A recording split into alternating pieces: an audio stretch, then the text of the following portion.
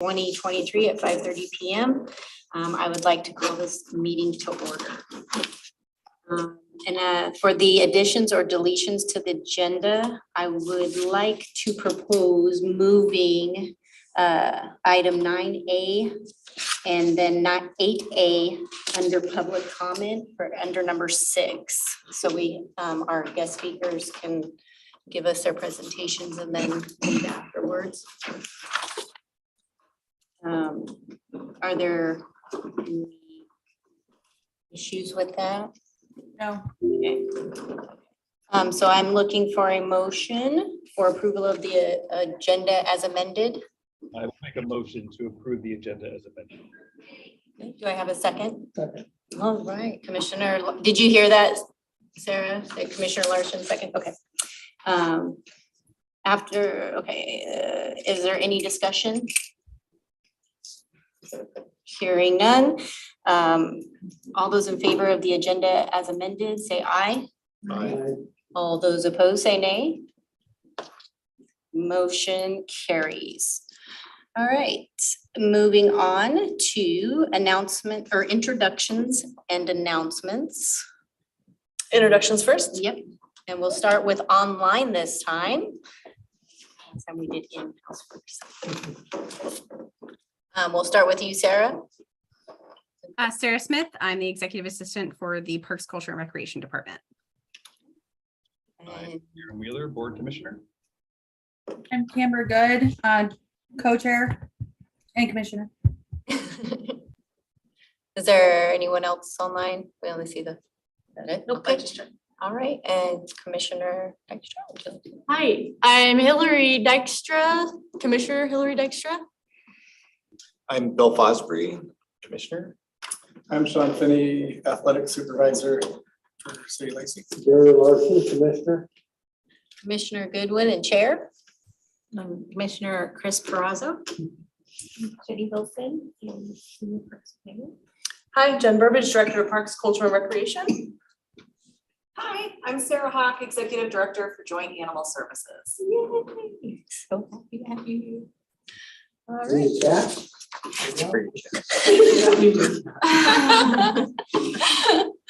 All right, are there any announcements you'd like to make? I do, yes. Okay, so the first one is about Commissioner Wheeler.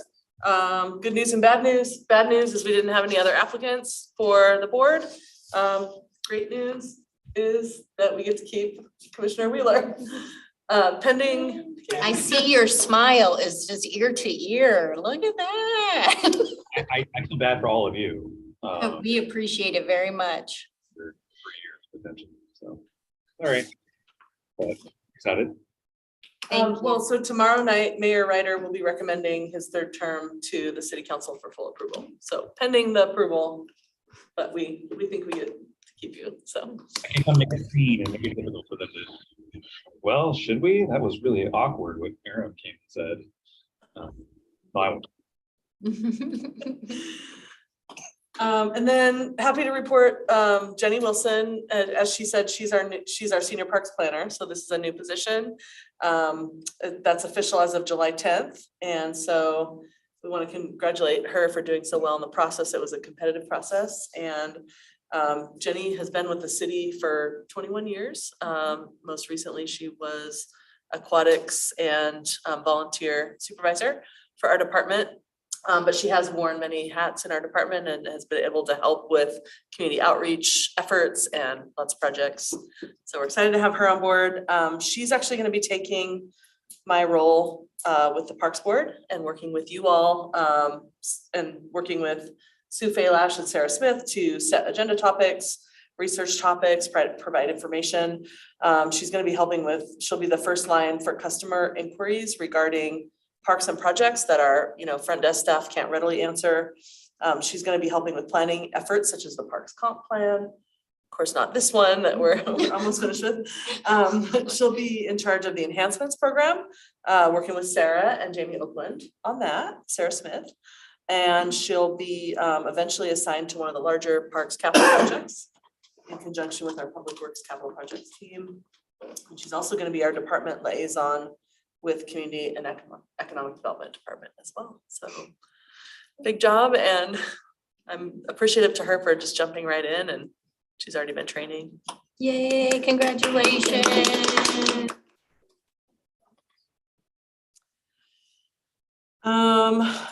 Okay, those were my announcements. Okay. Did you want to make any announcements about civic clerk? Sorry. Yeah. Thank you. I did have that one more. Okay, so the agenda and the packet look different this month due to the switch to civic clerk. Some things you may have noticed, the actions, we didn't have them marked on this version. And actually, we don't have action items for tonight, weirdly. Sometimes that happens. But we're going to be able to mark those in the future. For number 5, we have a calendar events, and this is where upcoming events will get posted for your information. And then, so we'll use probably the announcements function less for that sort of thing, and those calendar items will just appear on your agenda. We're still, there are gonna be more changes coming. We really appreciate your patience. We're trying to streamline things as much as possible and also provide consistency across boards. And so, but one of the things we're looking at is like for the reports, under number 10, you'll see that we didn't have like the chair and the commissioners reports listed like we normally do, but we will in the future. And this will probably include all of the reports. So chair, committees, foundation reports, most likely director's report will just fall under that category as well. So your packet might look different, your agenda might look different next time even still. So we appreciate your patience again. And if you have anything that comes up, please let us know. If there's something that you see before that doesn't make sense on the end. Great. For sure. All right, so are we ready to move on to item number 3, our minutes? Okay, so we have our meeting minutes from June 7th, 2023. This is an action item. It's not on your agenda as that one, but we have to approve them. It's written. So are there any additions or deletions, anything anybody saw from the meeting minutes for June 7th? Okay. If not, I'm looking for a motion to approve the June 7th, 2023 meeting minutes. Make a motion to approve. Oh, any second? I'll second. All right, thank you, Commissioner. Or is there any discussion before we move forward on that meeting? It was a big one. Okay. All those in favor of the June 7th, 2023 meeting minutes, say aye. Aye. Aye. All those that are not in favor, say nay. Hearing none, motion carries. We also have the June 12th, 2023 meeting minutes. Are there any agenda amendments to that meeting items? All right. I'm looking for a motion for the approval of the June 12th, 2023 meeting minutes. Make a motion to approve. Okay. Motion to approve. Is there a second? Second. Second. All I right. love the motions. You love the motions, yes. Is there any discussion? All those in favor of the June 12th, 2023 meeting minutes, say aye. Aye. Aye. All those opposed, say nay. Not hearing any, motion carries.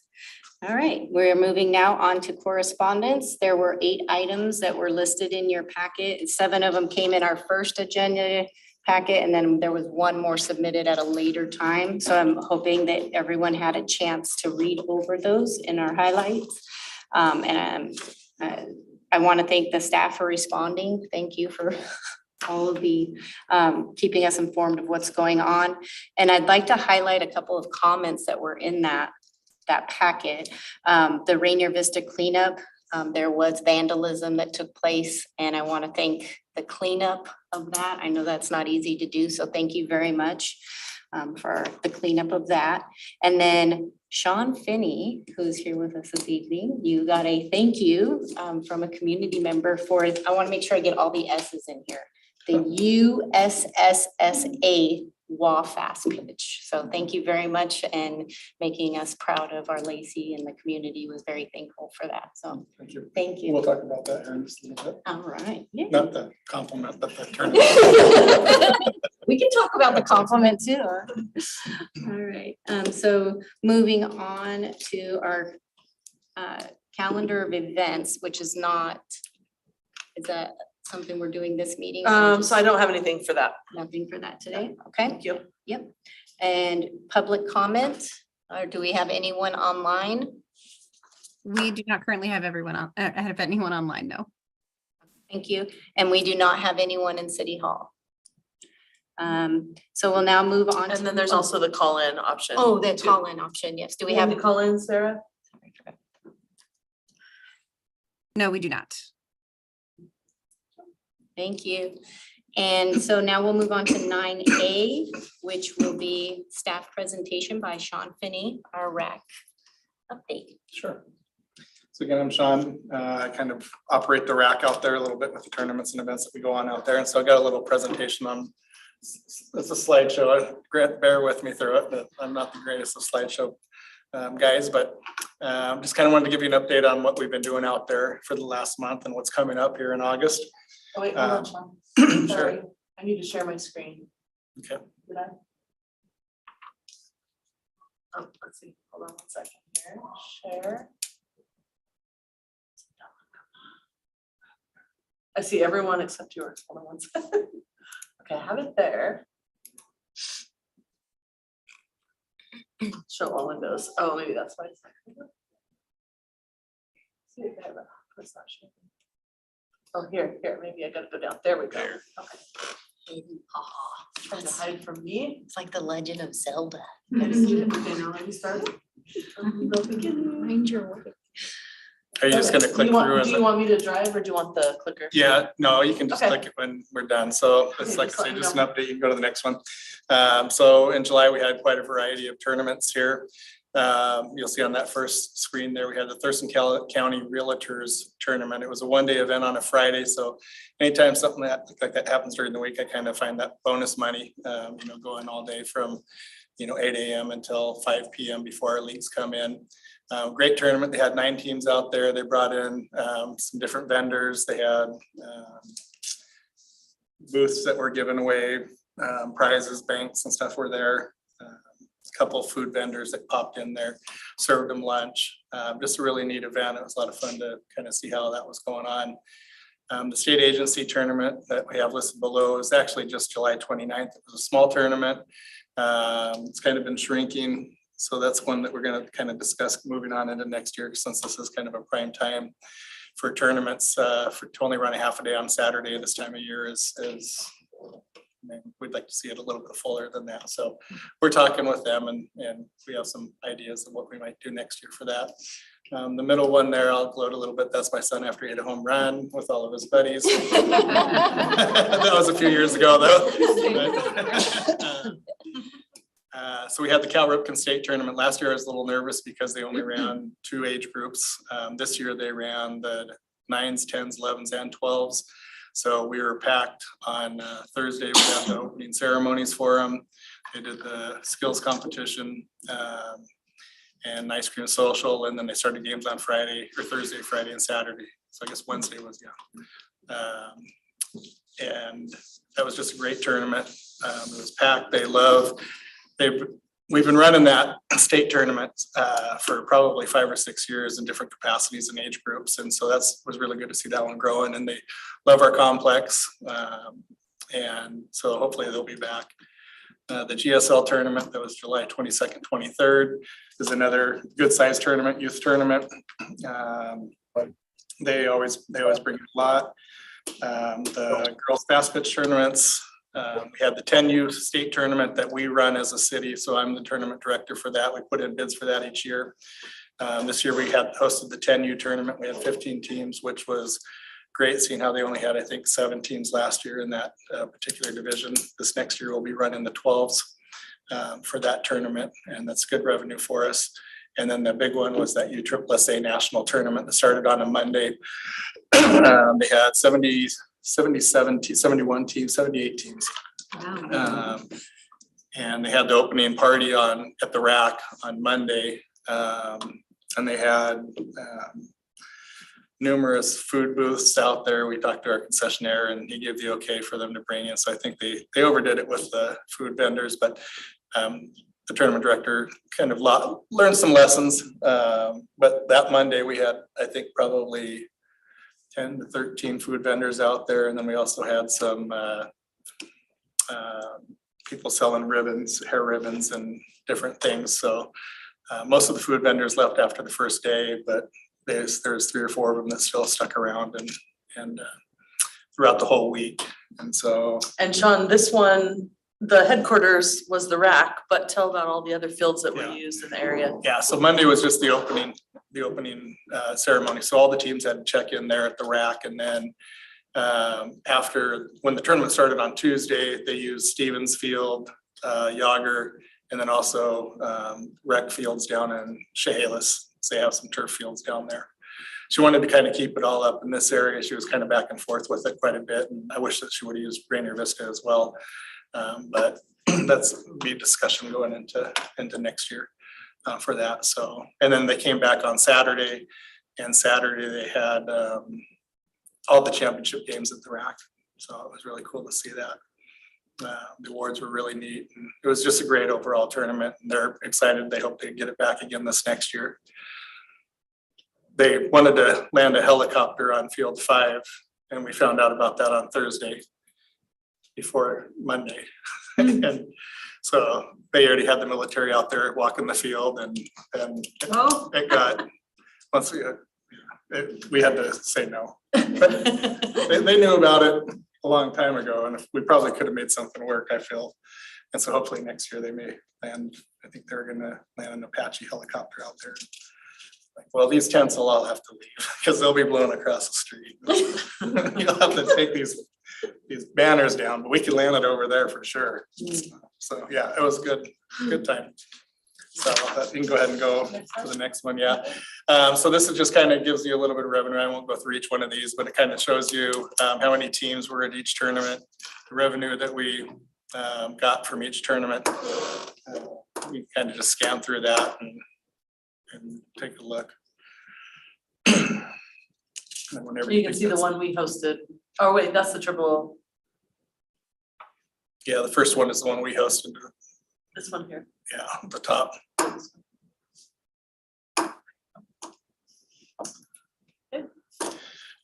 So then some of the other events we had here at the soccer fields where we had the Lake Fair volleyball tournament that was hosted July 15th through the 16th. That was a great tournament, a lot of fun. It's always great to kind of steal some stuff from Olympia, so anytime we can get that stuff over here is great. And then the 29th and 30th, we had the state senior games out here as well, so. For and then- soccer. Yeah, for soccer. So on the next slide, will kind of show you the revenues and stuff that we got off of that. Yeah. So there's that. So then the next slide is the rack summary. Kind of lets you know we had 135 total bookings in the softball field, which brings to date 1,043, 147 soccer field bookings, and that's getting up there. You got to remember that our grass soccer fields are closed until March, so January and February are pretty much are closed down other than the one field, so that's why those numbers seem a little bit lower than the other ones. 39 total tournaments. And then at the bottom line, this is the one I really like, is the total direct impact for tournaments.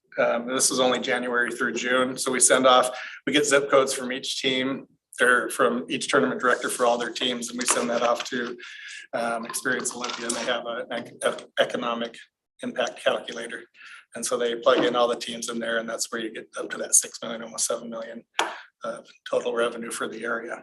So that's $1 amount to 6 million. Yeah, so that includes, your lodging taxes, your gas, your hotel, your restaurants. There's a lot of other things that go in there as far as, concessions and employees at the concessions and employees, that are employed in different areas. I was trying to find that slide I had ran into, and there were a lot of things that I didn't even think about that actually would go into some of these things, and it was kind of neat to see. And so even though the city sees this revenue, it's the local businesses Yeah. that see the rest of it, so. So that's the total overall for once all the tournaments and everything came through, that was what was generated as Yeah, For the first for 6 months of the year. 6 months. Okay. Yeah, so I'll be interested to see the one for the national tournament we had here is gonna be a pretty big number. So last year, I think we were at about 15 million of what we did through for the whole year, so. And we got some big tournaments still coming up. So actually, the next slide does show the impact for each particular event that we have there. So you can see there's some bigger ones and there's some ones that, you know, I mean, they all bring in a significant amount, but I don't know if you can see all of that. I figured I'd throw that out there for you guys to see.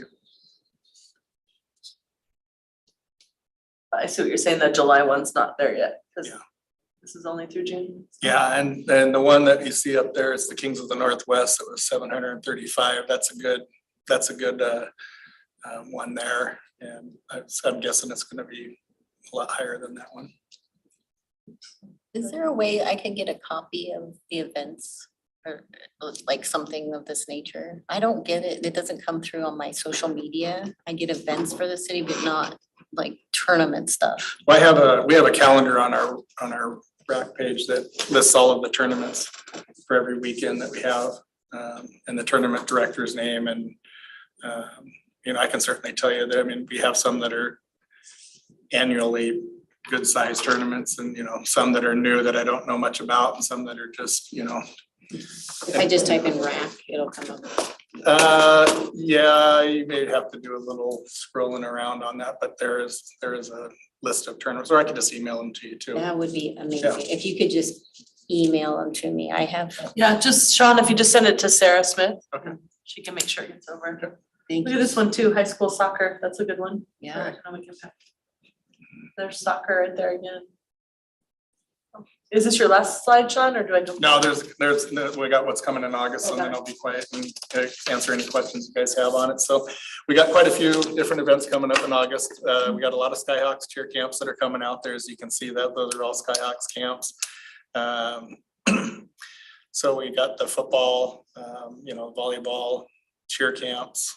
And those run during the day. Usually they run a 9 to 12 session, and then they'll run a 9 to 3 o'clock session for, you know, if they want to do the all day camp. So that's a lot of fun to go out there and see those guys.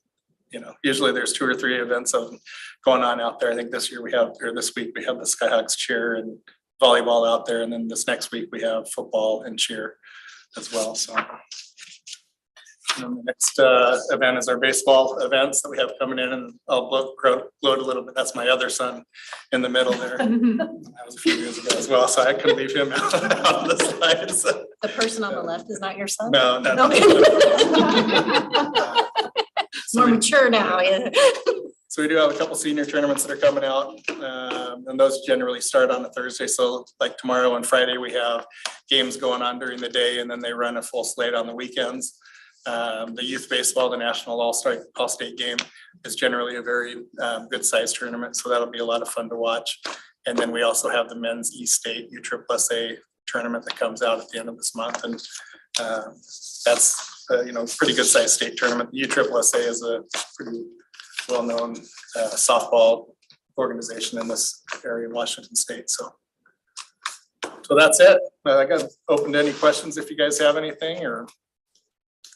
I do have a couple questions. Sure. How, for the state agency, are you looking for support for that, or are you thinking that it's gonna go away? No, they'll probably run it. They used to run it, and then COVID hit. And then I think last year they ran it at Yager because it was just a little cheaper. But, you know, that's what playing at the rack compared to Yager is, you know, night and day. And so they just decided and they like it out here. And so they'll be back. Okay, Yeah. so we're thinking that will be an improvement for next year, that they'll get what they need to. I think that they get what they, I mean, as far as the tournament goes, just a one-day tournament, they're real happy. And say it's just neat to see all the banks and mortgage companies that are out there trying to vie for all of the realtors. So each booth had, you know, bags of candy, and they would sponsor, one of them would sponsor the field.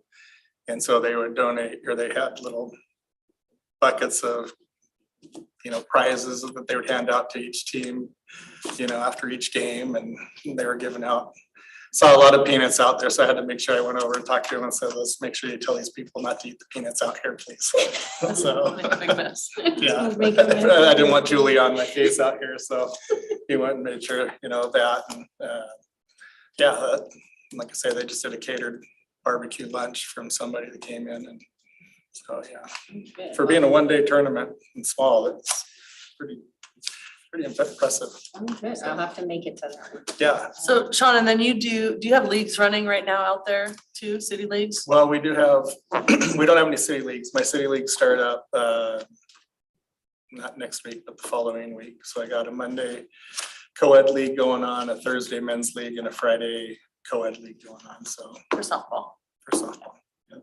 Right now, we got state just finished up. Seniors are still going on Wednesdays, and then Independent Church League is just wrapping up as well on Thursdays and Fridays. So, Tuesdays are gonna be open a little bit, which I've thought about trying to run another league for a couple months. But I don't know if I'll be able to get it together in time for this year. And then, are the prices changing for any of the tournaments, or is everything for that same? the Now, same? we made that change earlier in the year.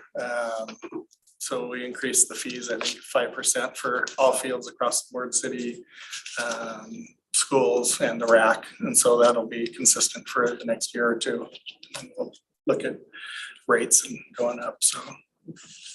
Make sure we have new commissioners coming in, so just Oh, like yeah, a brief overview. It's every 2 years 2 years. is what we've been doing. yeah. And we, I'll tell you, we're getting I get calls, monthly about new facilities opening up and wanting no rates. And so I'm sure we'll do a study on it, and I'll go through and make the calls of all these, new places. And so that's why I think it's really important. We got great maintenance staff out there, and we don't have enough of them, but what we do have, they do a great job in keeping our facilities up. And just want to kind of put it out there to you guys, since you are the Parks Board, to, make sure you still support, any of the maintenance stuff that goes on and staffing, and because there's gonna be a lot of these facilities opening up, and the thing that sets us apart has always been our customer service and the maintenance and how our fields look. So I wanna make sure that we don't end up sliding down like, you see a lot of these parks and complexes go after 6, 7, 8 years. I got a So, question. Sure. What was the total cost of the building? I mean, how many men? Well, that was, Jen, you got those numbers? What was it? I don't have it off. Facility. Yeah. I drive by it, man, this is class, but what was the cost to get that? I don't have it right off the top of my head. Sue, do you happen to have those numbers? Nope, I'm good. And it would be a much different cost right now, right? Yeah, The original cost. yeah. We can get you the information. Okay. I just don't have it right off the top of my head. Just curious. That's above my pay scale, so. He just shows up. There were and they just build it and he shows up and runs it. Makes the magic happen, yeah. I know there were 2 phases. So we'd have to, get the cost for both of those, add them together. So I just don't want to say the wrong figures at this time, so. But phase 3 is coming up, right? Julius was talking Phase about 3 that. is, in our comp plan, so. 2026. We were just talking about it this morning. I have a question. Sure. We, do I understand right that we just charge like the organizations or the teams that are playing, we don't charge spectators? No. Well, there are some tournaments that spectators get charged a fee. So like our state tournament that we run through the city, we do charge a gate fee for that. Very few tournaments, but there are some state terms like WIA, when they come in, Yeah. they do charge a gate fee. Oh, I to see, come but in for that's the their, 3A girls fast pitch tournament. We usually get a profit of, whatever, however many tickets they sell. oh, I see, okay. There was a couple flag football groups that showed up last year. They're not here this year, but decided to just pop up a tent in the middle of the parking lot and take their shirts off and start collecting money for people coming into park, even if they were just coming into.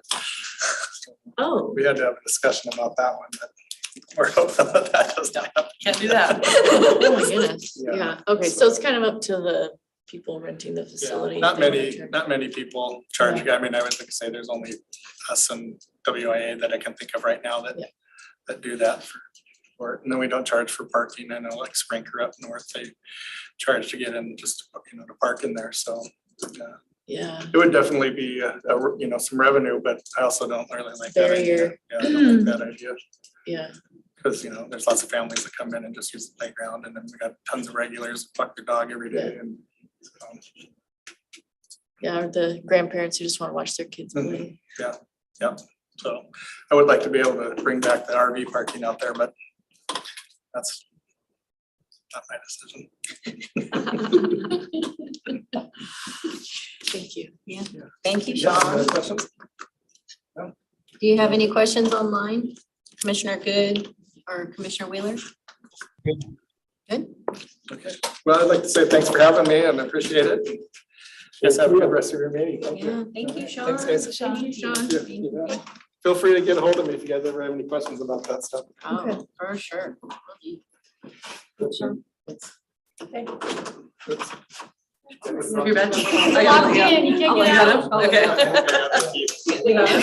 Yeah, you're stuck. I got locked in. All right, so we're going to move on to agenda item 8A. And that is part of our new business animal services update from Sarah Hawk from Joint Animal Services. Executive Director. Hello. Hi. Will you pull up?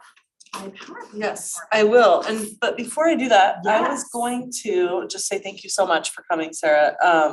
I want to remind the board that there is a work plan item of yours called dog off-leash issues. That's how it's stated in the work plan. So that's why we've invited her here today. It's not an action item for tonight, but a learning opportunity and a brainstorm for some of the challenges. And but before we jump into the presentation, I thought it would be good to go over what the current park rules are as they relate to animals and cover like what the consequences can be if someone is currently in violation. Just because it's been a while since we've looked at the park rules and we also have new commissioners. So let me do this.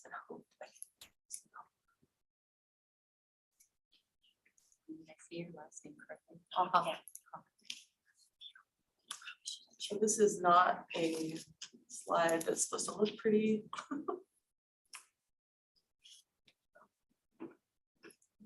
But this is, so I just kind of cut and paste the pieces that relate to this. So these are the rules and regulations for parks. So there is a section above this called A, but the animal stuff falls in section B. And so,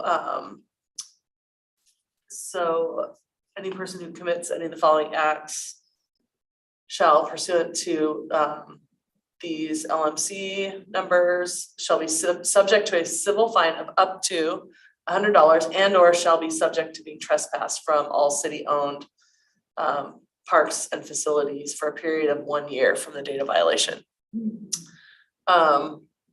And so these are the two rules that relate to animals. Brings an animal into a park, parkway, trail, structure, or recreational facility unless leashed and in a designated area.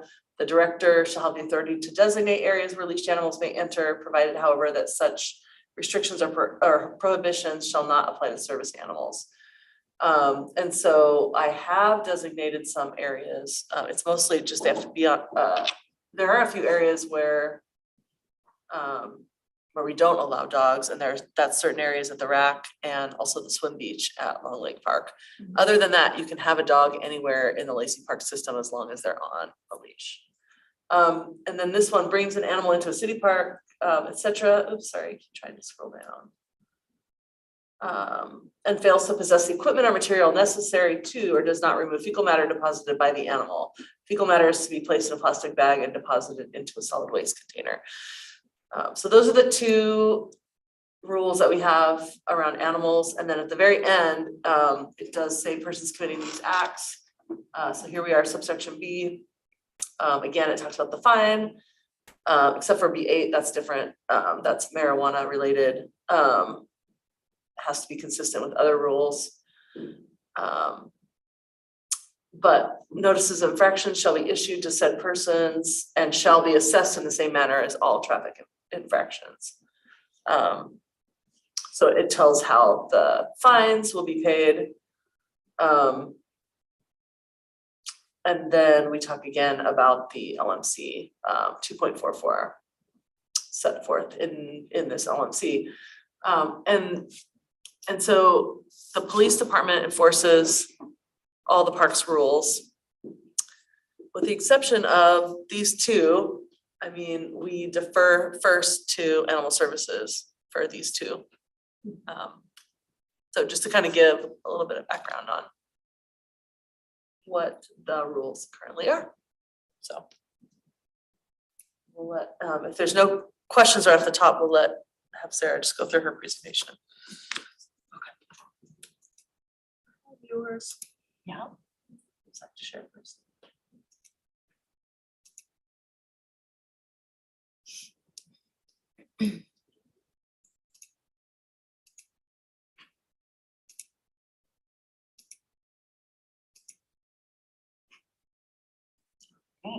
I'm gonna drive, Jen, if you don't mind. Yeah, let me give this to you. Get the steering wheel from you. Yep.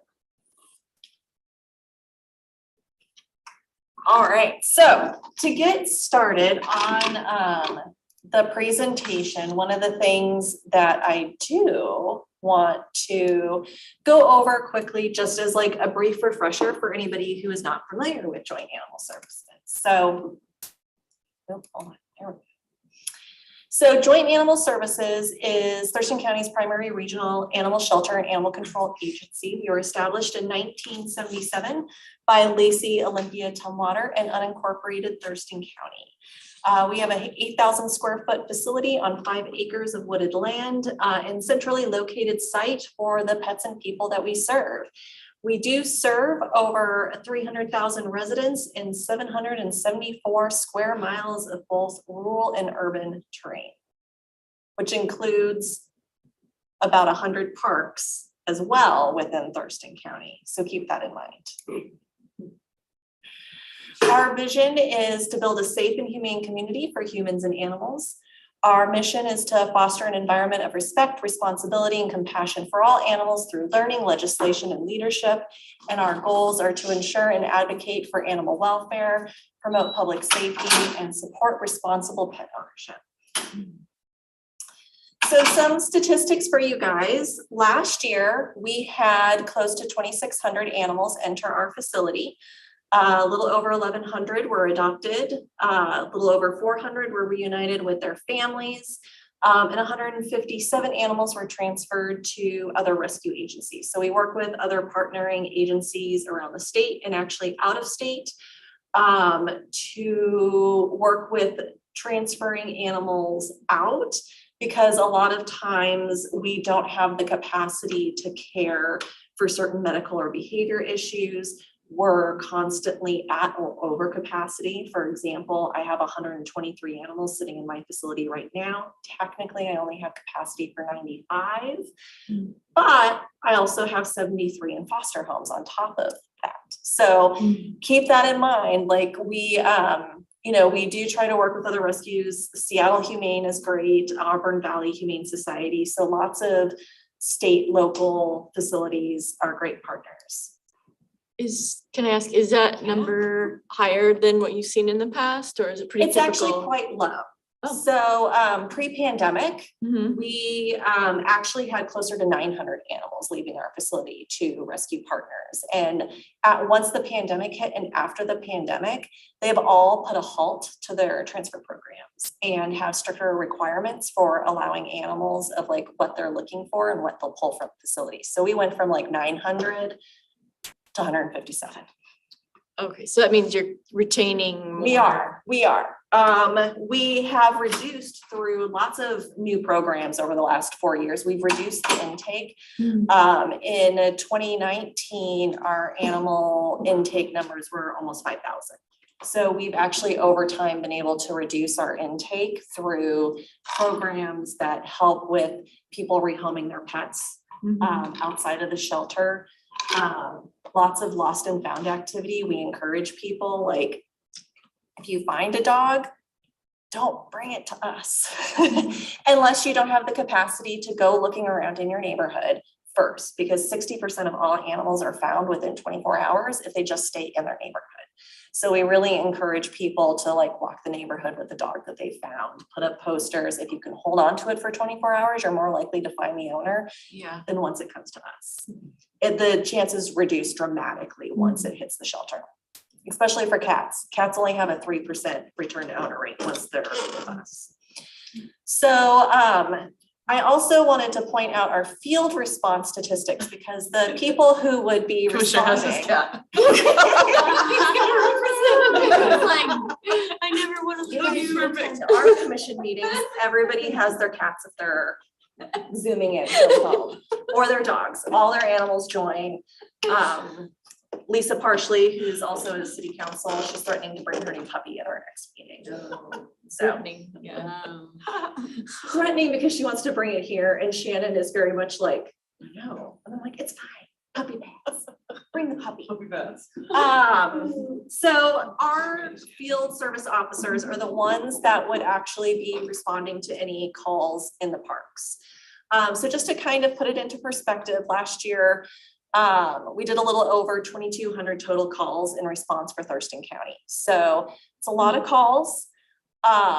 And I did provide, if needed, to Jen, I have a list of all of our services and the call types that we go out on. And so you can even see like what kind of hits at a priority 1, which would be an emergency response, and how it works its way down categorically of importance. And I bring that up because I also joke constantly that it's never a full day of work unless I'm talking about poop. So here I am. I get to have a whole presentation about it today. It's great. Seriously, our whole lives revolve around it, working with animals. So some of our programs that we do offer, obviously, you know, the main one is animal sheltering and humane law enforcement for the jurisdictions, but we also adopt homeless pets. We have a really cool program called Roof Over Rover. It's usually spearheaded by our field services officers who get welfare complaint calls, usually around shelter. So somebody gets a call, you know, this dog is not being provided adequate shelter. They get out there, and really it comes down to cost and ability to provide something. So we actually have excess dog houses that the FSOs can just throw in their trucks and bring to somebody who is perhaps low income or cannot afford to provide the adequate shelter needed. And so we can just give them something. And that way our solutions are not to be like continually going out on the same call to the same address. We want to be working them in a way that is solutions oriented. We don't ever want to have to visit that address again. So if that's a dog house, it's a dog house. We have volunteer and foster opportunities as well, ranging from, you know, what normally people think, walking dogs, cleaning cat kennels, but also events, data entry, foster, neonates, underweight kittens, dogs that are in need of some medical care and some downtime if they've had surgery. Those are all really great foster opportunities and get these animals out of the shelter where it's a really stressful place to be. We do provide medical care for sick and injured stray animals, including spay neuter surgeries prior to adoption. I'm very excited. We just, we now have our very own in-house medical suite that is 4 years in the making. And so we will eventually be bringing all veterinary care in-house. For the last 40 years, we have relied on the veterinarians in our community who are very, very generous, but they are also very, very overwhelmed, and fitting us in then takes away paying clients availability and appointment time. So it's a win-win for everybody with us doing this. Licensing, public education and advocacy. We also provide low-cost spay neuter grants, vouchers for people who are low income and cannot afford a spay neuter surgery. We work with 2 local agencies here that provide us around 75 vouchers every month that are literally gone within 2 days. So it's a much needed service here in the community. And we also provide something, it's not something everybody likes to talk about, but we do provide low cost owner requested euthanasia for people who cannot afford to go to their veterinarian to have their animal euthanized when it's the right time. So we provide a low cost option for those, so that way the animal is not suffering. So some current enforcement issues, Jen kind of talked about, we're aware of the calls that you guys get, because we're getting them too. And so some of how we look at, mostly if a dog is off leash, and this is per the municipal code, by the way, not what's stated in parks. So like the municipal code for the city of Lacey actually defines a dog being at large as if the owner has no control of the animal, but control can be voice command. So I think sometimes, I also think it's people just doing what they want, but sometimes I do think people get confused of like the difference between Lacey Parks and just the city and what the municipal code is, because if they can prove that their dog is on voice command, the dog's not at large for us, but it's different in parks, right? Like it says everywhere that they must be on a leash. Nuisance, so defecation on public or private property. See here, I'm talking about poop. My day is complete. That is a nuisance complaint for us. Both at large and nuisance, and even menacing. So that's when an animal is engaging in threatening behavior that can be in the park, that can be on other public or private property, so long as it's not threatening behavior on their own property. If they're acting threatening on their own property, they get to do that. So those are the main ones, and the hard ones that are hard to prove. And so I want to talk about that a little bit before we move into animals confined in vehicles. So all of three of these are really, really hard for us to enforce without evidence and information. It's when I get an email to our general email account that is a picture of poop in the park and says, what are you going to do about this? Nothing, because I don't have anything to go on, right? Like we can contact that person and be like, do you have pictures? Do you know the person doing it? Do you have their address? But literally, unless we're at the park seeing it and can walk up to that person, but even then, we're not commissioned. So I can't make them give us their ID. So they could tell me that they're Miss Alley Katz, and I would have to believe them, and that they live at 1234 Fluffy Cat Street. And that's what's going on the ticket, because I can't force them to give me their ID. So that becomes a hard part too. We've even been at the park doing park patrols where we've requested people put their dog on a leash. They go, oh yeah, okay, sorry, I didn't know. They do it. The moment we turn their back, the dog's off the leash again, the moment we're out of sight. So there's a lot of obtuse people too, that then we're going back going, hey, your dog's back off the leash. But again, Legal authority to look at the dog. if they have a license on their collar that we can have the number to look at for the dog license, because we issue them, Right. most people don't keep their dog license on their dog like they should. So it's really hard, even in the community, not just parks, it's really hard for us to enforce those three main things without evidence of some sort, whether that's photographs, videos of it taking place, but also connecting the dots. If somebody sees the individual walking into a home, at least kind of getting the house number, obviously the street that they're on, and then we can go talk to them. We may not have more information than that, but we do need something. I don't have authorization to look up people's license plates. I can't go digging trying to find, who may have a dog in these area of 3 addresses. And a lot of that is because there are a significant number of other calls that happen throughout the day.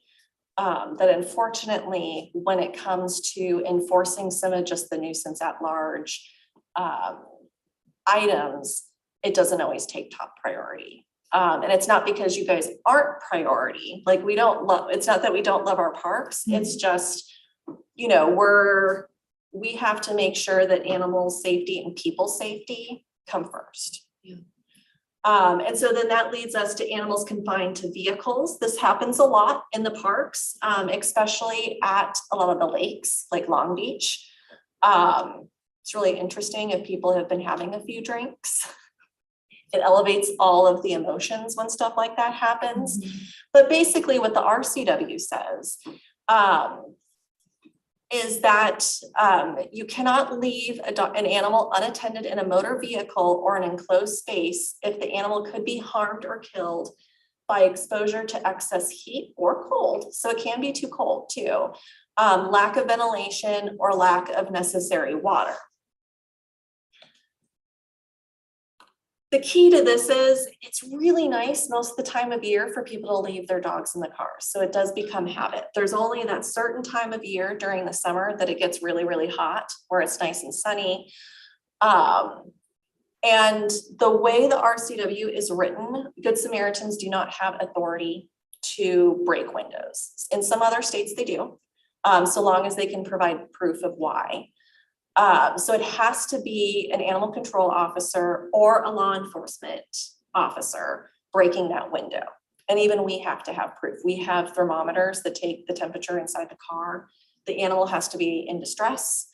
But that is one of those that it is an emergency. And if you call us, and let's say my two officers that are on duty are in two different parts of the county, and it's going to take them 30 minutes to even get to that location, they're going to tell you to hang up and to call 911 because it needs immediate assistance so that the animal does not die. Because there's only, if it's 30, 45 minutes away and it's, an 80-degree day and that dog's been out in the sun in the car for, 30 minutes, that car is probably 140 degrees by now. And your animal cannot last for very long in the heat. It only takes about 20 minutes in 70-degree weather for your car to get 100 degrees. So it is an issue that a lot of people don't think about, but that is one that if we're unable to respond in time, we absolutely encourage, please call 911 because that is an immediate response. That dog needs immediate care.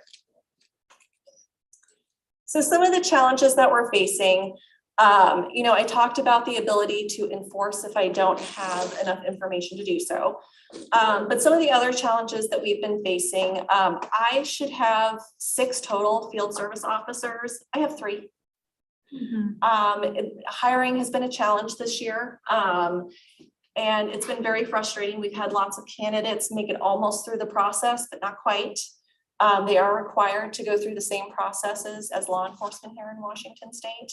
And so it's quite a rigorous process as well. So it can take up to 6 months before any viable candidate is actually officially starting.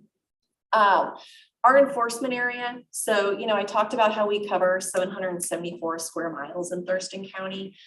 So again, if I have 2 officers on and they're on the south end of the county and it's going to take them 45 minutes to get someplace, it will be difficult for the officers to be witnessing the nuisance complaint or the dog being off leash, which is why we're like, please take photos, please take video.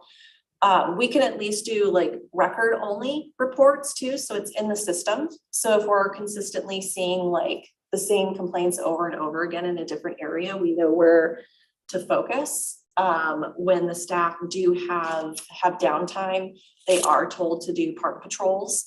But again, it's not just City of Lacey park patrols. We would be doing Olympia, Tumwater, unincorporated Thurston County park patrols as well, and trying to divvy all of those up. It helps if there's concentrated, ones that we know are, a little bit more frequent flyers, let's say, like Lake Point. We were getting a number of calls from Lake Point, so we're parks. That was then an area that we knew was an issue, right? And so again, we talked about call priority, priority 1 calls, that's going to be the dog in the vehicle. That's going to be our neglect cases. That's going to be a dog that was hit by a car. Various renditions of things like that. It's going to be a menacing 1. So that is if, an animal is actively attacking somebody. Those are all high priority calls.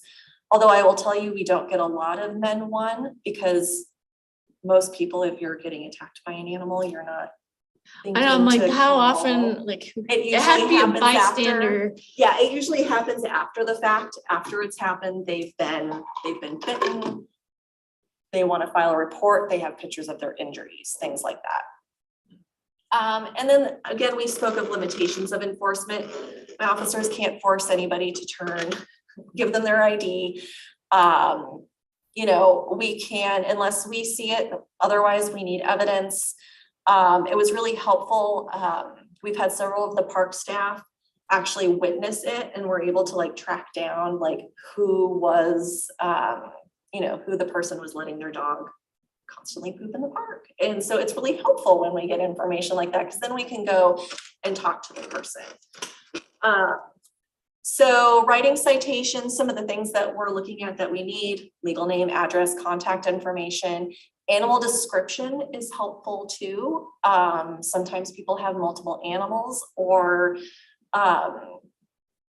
also it's helpful. Is it a little dog? Is it a big dog? Is it a German Shepherd? Like all of that is helpful when we're trying to narrow down what we're looking for, and evidence or proof. So that's, you know, videos, photographs. But again, I've also gotten, we've gotten emails of videos attached that again are just like, it's happening again at Rainier Vista, but then nothing else. Yeah, it is. I'm so sorry. Can you provide us a little bit more information? Like, is it actively happening right now? Do you know who the person is? Things like that.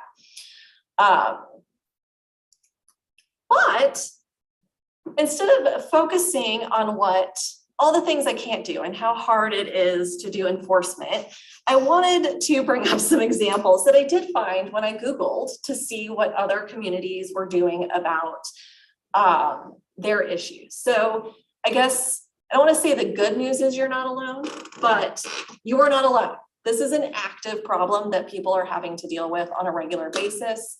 The Cougar Snack was a campaign to keep your dog on a leash. This was in Calgary, Canada. So don't let your dog become a cougar snack. Keep your dog on a leash. And then we have some very disturbing. Barry's on vacation. We have some very disturbing imagery from Newport Beach. I'm still not really sure what it is, but the poop fairy is on vacation in Newport Beach, and so they would like you to pick up your pet's poop. And then Maryland probably, you know, wins for cutest in that, you know, it's an adorable little pug dressed up as the poop fairy.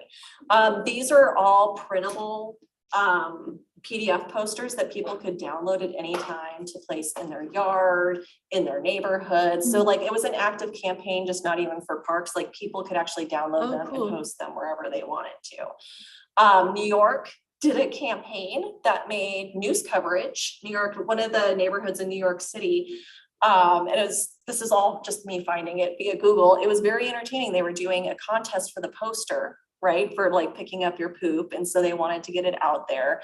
But the newscaster then was interviewing people in the neighborhood, and it was just everybody going, yep, it's a problem. People don't pick up their poop. Yep.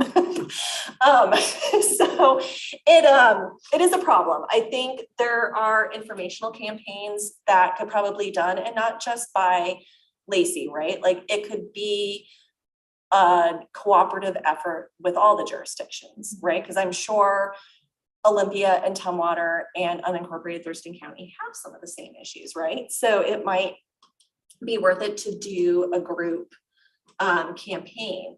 The other place that I saw that was actively campaigning about picking up your poop was environmental waste. Yeah. So really pushing how bad dog waste is for the environment and why you need to pick it up and how bad it is for the water. Here we have the Stream Team. So the Stream Team always gives us boxes of poop bags for us to hand out on a regular basis, and they're always campaigning to pick up your poop.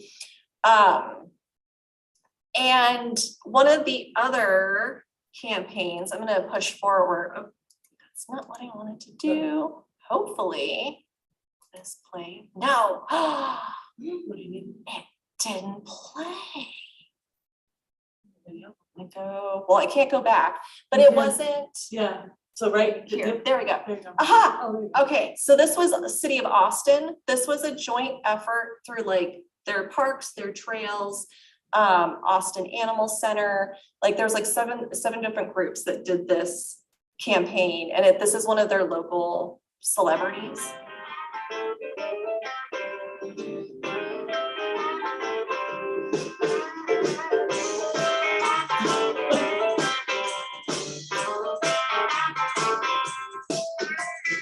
Would you let your dog run around in the store through the aisles of the church?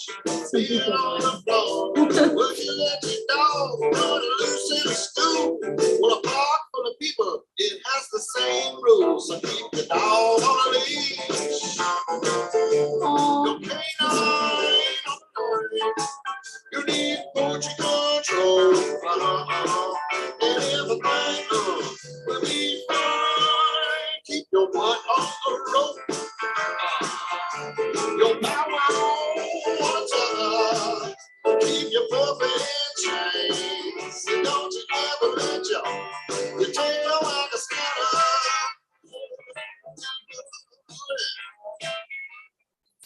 Yeah, so you can see this was a group effort done by multiple agencies in the city of Austin. So I think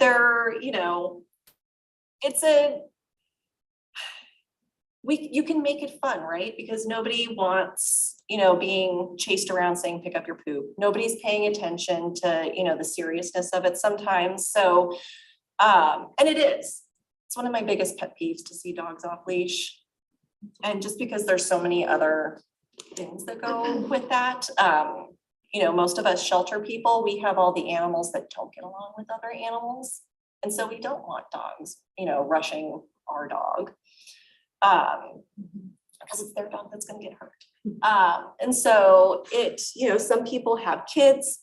Not everybody likes dogs. Some people are scared of dogs. So there's lots of reasons, just besides like somebody yelling at you, oh, he's fine, he's nice. That doesn't work for a 3-year-old who, my son is terrified of dogs. Yeah, well, and believe it or not, mine was too, even though, work at an animal shelter. But he actually had a very scary encounter one Halloween where somebody didn't close the gate and their 3 German shepherds came out. They were freaked because he was in costume, but they came rushing out, circling him and and like trying to nip him and stuff. And it was probably the last thing I wanted to hear when one of the neighbors came up and said, oh, the dogs are nice. I don't know what's going on. And I'm like, that's helpful. Can Clearly they're somebody, not. like, get the dogs Get away? Yeah. So yeah, it's not everybody likes dogs and not all dogs are friendly. And just because your dog listens to you most of the time, there's no guarantee that your dog's going to listen to you all the time. Yeah. There's always going to be exceptions to that. There's going to be something that they lose their focus, something scary happens, something kicks up their prey drive, and they're gone. Doesn't matter how well trained they are. Stuff happens, right? And so, I think I brought some of these as a highlight because they're funny. And I think it plays on it in a funny manner. But there's also other things, to think about. There could be park volunteers. I jokingly call them poop patrol, right? So, volunteers, just like you have volunteers that go to keep the trails clean. You have volunteers that help clean up the parks, help pick up the poop. It's like it was already brought up earlier. I know the park staff is usually strained as it is. And picking up sometimes, I think one of the things was like 50 pounds of poop from Lake Point one day. The amount of poop that was picked up by park staff. So, they have a lot of other important things to be doing as well. But it's definitely something to think about, but I want to stop sharing my screen. That way, if you guys have any questions, we can all see each other now. And I'm here to answer any questions that you might have. Do you have volunteer patrols that go out to those hotspots? I do not currently have any volunteer patrol officers. that is something that we have to work out liability wise with the city. Because they're not even allowed to drive our vehicles. So I do not have any volunteers that would currently could do something like that. 'Cause I know like the police department here, they've got, Senior patrol. yeah, senior patrols and all that, they're driving a marked car. Yep.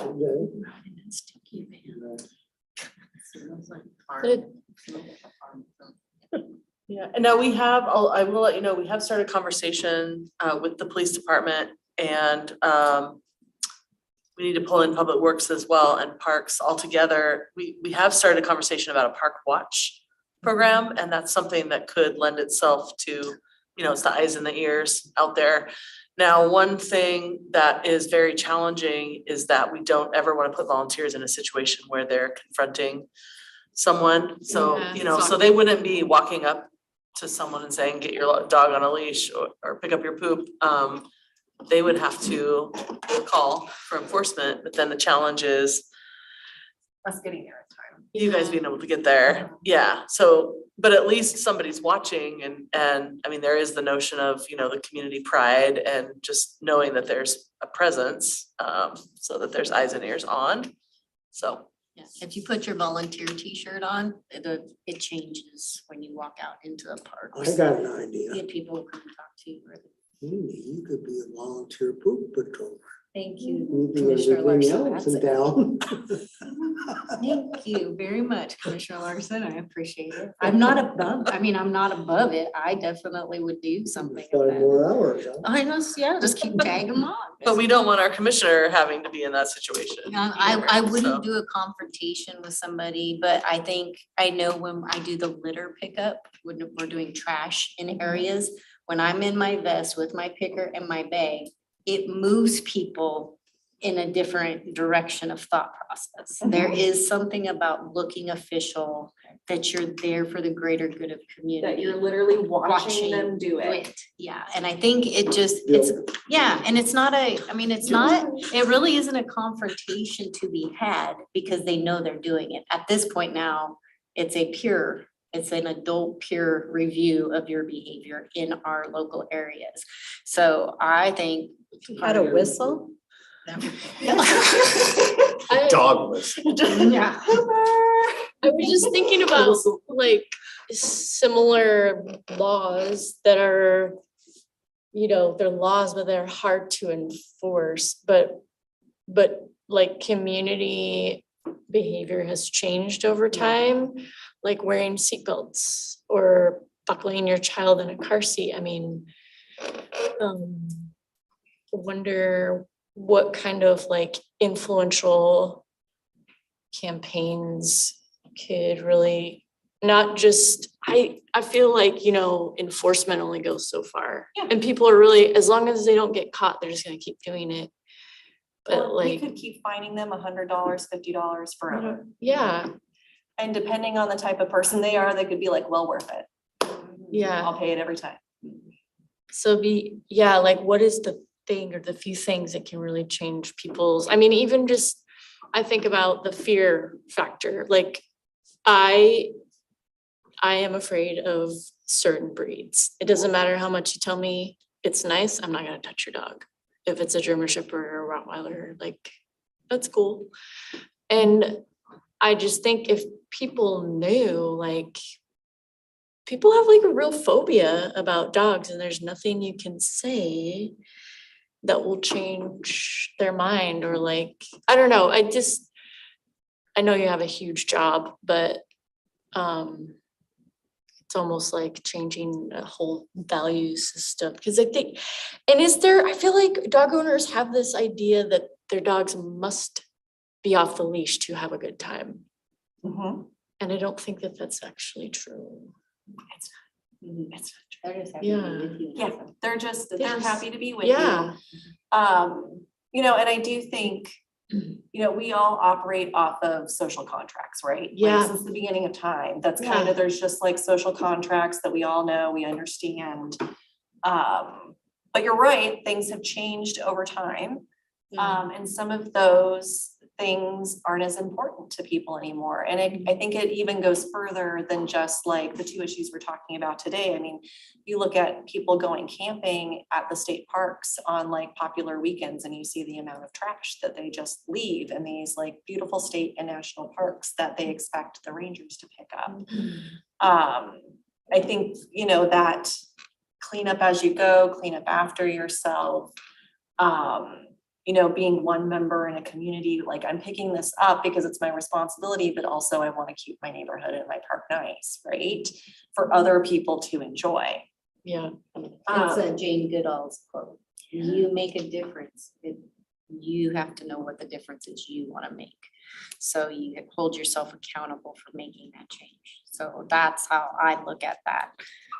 That's just, yeah, you have to not want it bad enough where you're willing to work for it.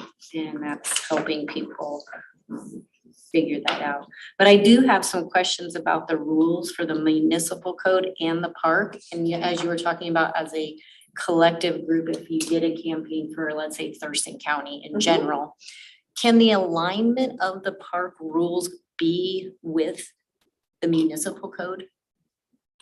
So if we're, because it doesn't sound like we're in complete alignment with what does it mean to be on leash or what does But it? the parks have the right to have different set of rules, right? Like, but yeah, it is, like it's a civil infraction as a municipal code when you're not following in line. Again, the fees are in accordance, but they only get to be trespassed off of parks. I don't get to trespass people off of Safeway parking lot. So yeah, so we can trespass, the police can trespass, staff can instigate a trespass. Then there's the matter of the enforcement of it. Yep. We can't post a picture of someone who's been trespassed from the parks. We do our best to post it in notebooks at different sites, but I know, What's that? sometimes the public shaming, I would love, you know, is this your dog? Yeah. Well, if Please you're, put it on a leash. if you're not responsible for the animal, that is the human who is responsible for the outcomes of what their animal is doing. You have taken responsibility. It's just as if your child was running into the street. You are the parent of the child and you are responsible for, or whatever individual you're, I mean, however you want to use that as a, I'm not saying children aren't animals, I'm just saying as a, No, absolutely. as we look at how we live our lives, you know, if you've had to go into an emergency room and treat a child who's been attacked or mauled by a dog, that is the most excruciating and Yeah. You will put your dog on a leash forever. That's all. I mean, and the bills that come along with that, and then having to put the animal into a situation that it could have been prevented in the first place, and parents or adults having not to go through that. But I think some of the alignment are, and maybe that's something that needs to be so shared in our the proposal. LMC can be changed by the city council. So that's how the process works. Yeah. It's something that would be, yeah, the LMC is the Lacey Municipal Code. And the process is that there is a proposal made to the city council or recommended to the city council. So can we do that as a proposal? I mean, If there's a suggested, yeah, what would your suggestion be? that we for actually be in alignment with our municipal code. If we're saying that you will be fined, is that written on our signage currently?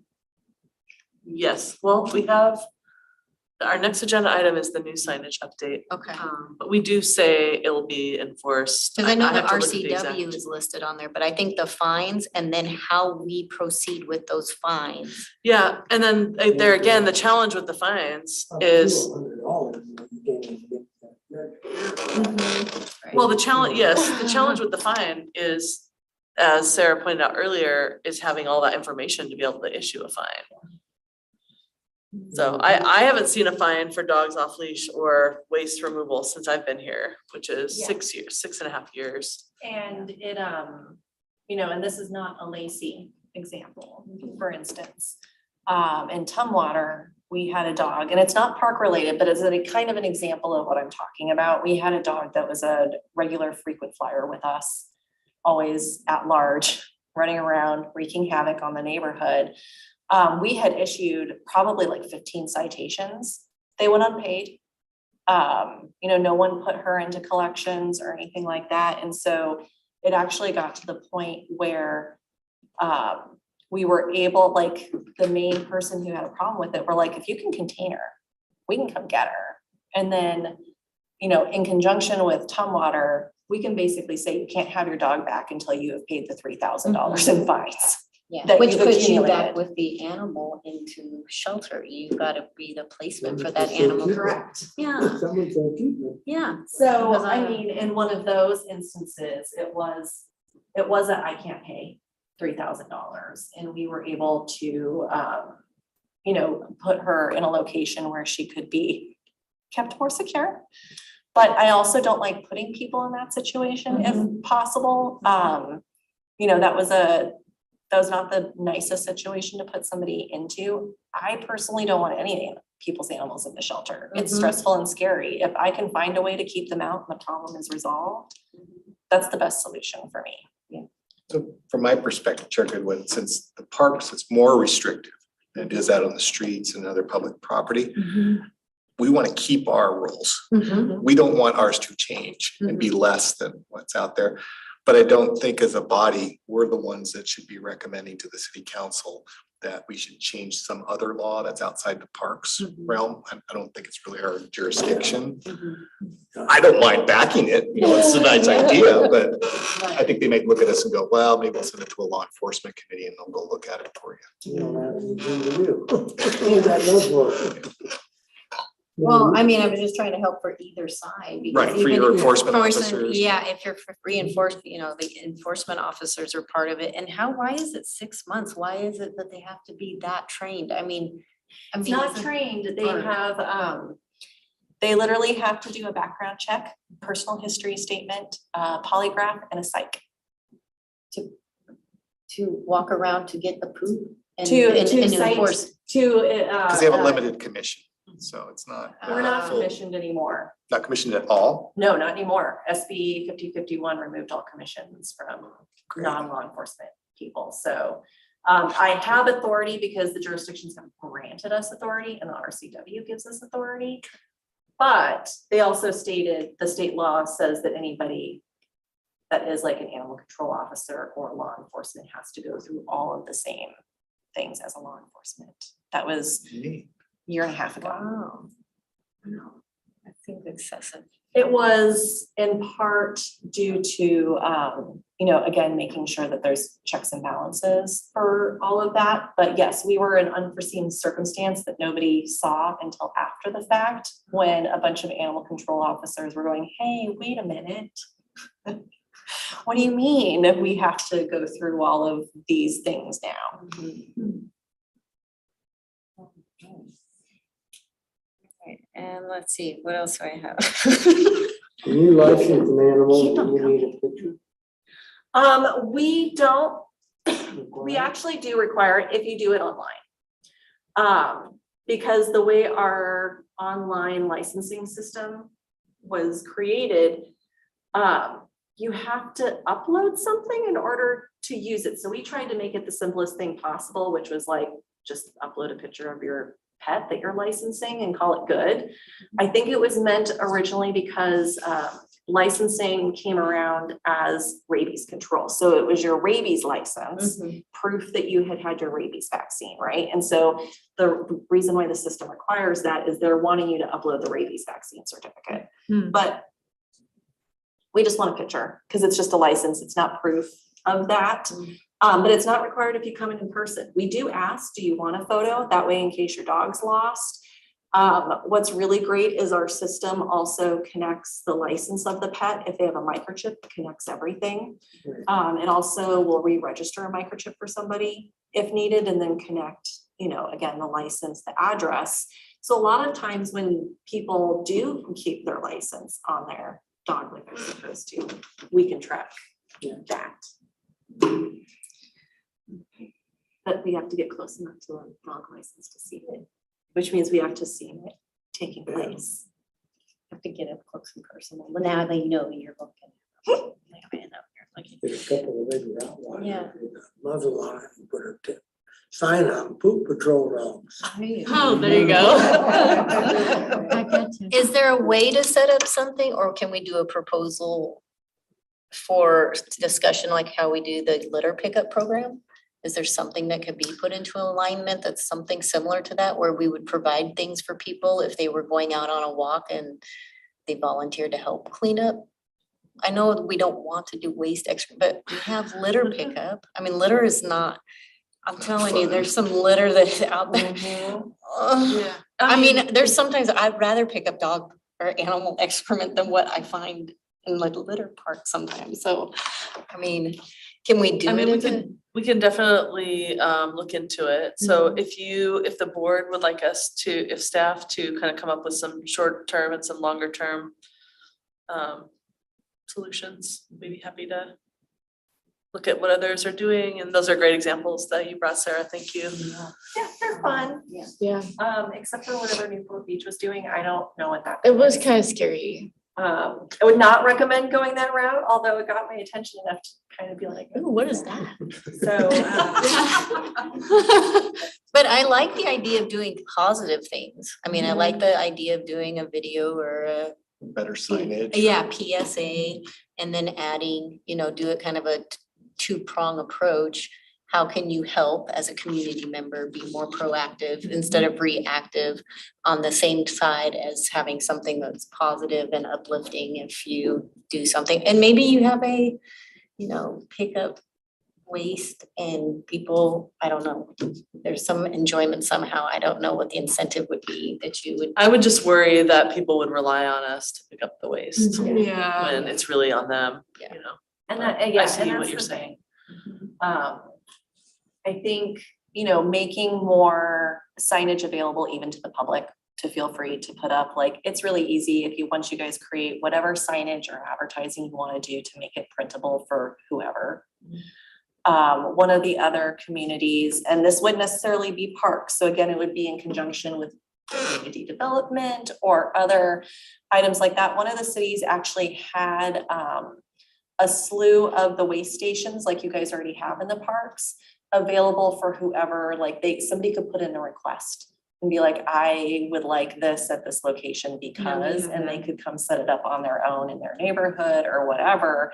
And it was basically just with the understanding we have them until we run out. But they're free to you if you're gonna put them up in a neighborhood that has problems. So that was another one that I saw. People get creative.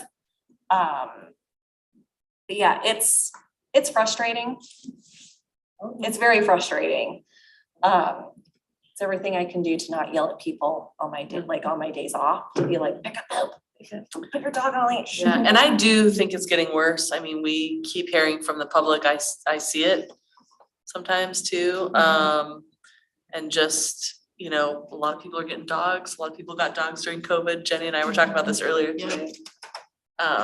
And with high density housing going in, there's not enough space for people, so that's why dog parks are nice, but people don't always like to go to those. So, I mean, we have an issue at the Jacob Smith House, which is our rental, historic house and rental facility, that people are starting to take dogs up there off leash, and, we rent that out for weddings, and that's becoming an issue, so people are finding space wherever they can. So I do, we need to do something. Yeah, as much as we can.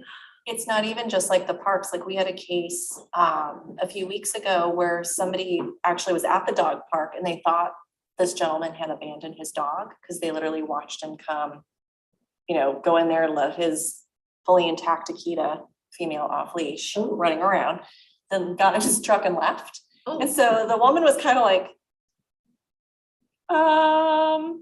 called us. I think somebody just abandoned their dog here. Thankfully, had a license, so we were able to call.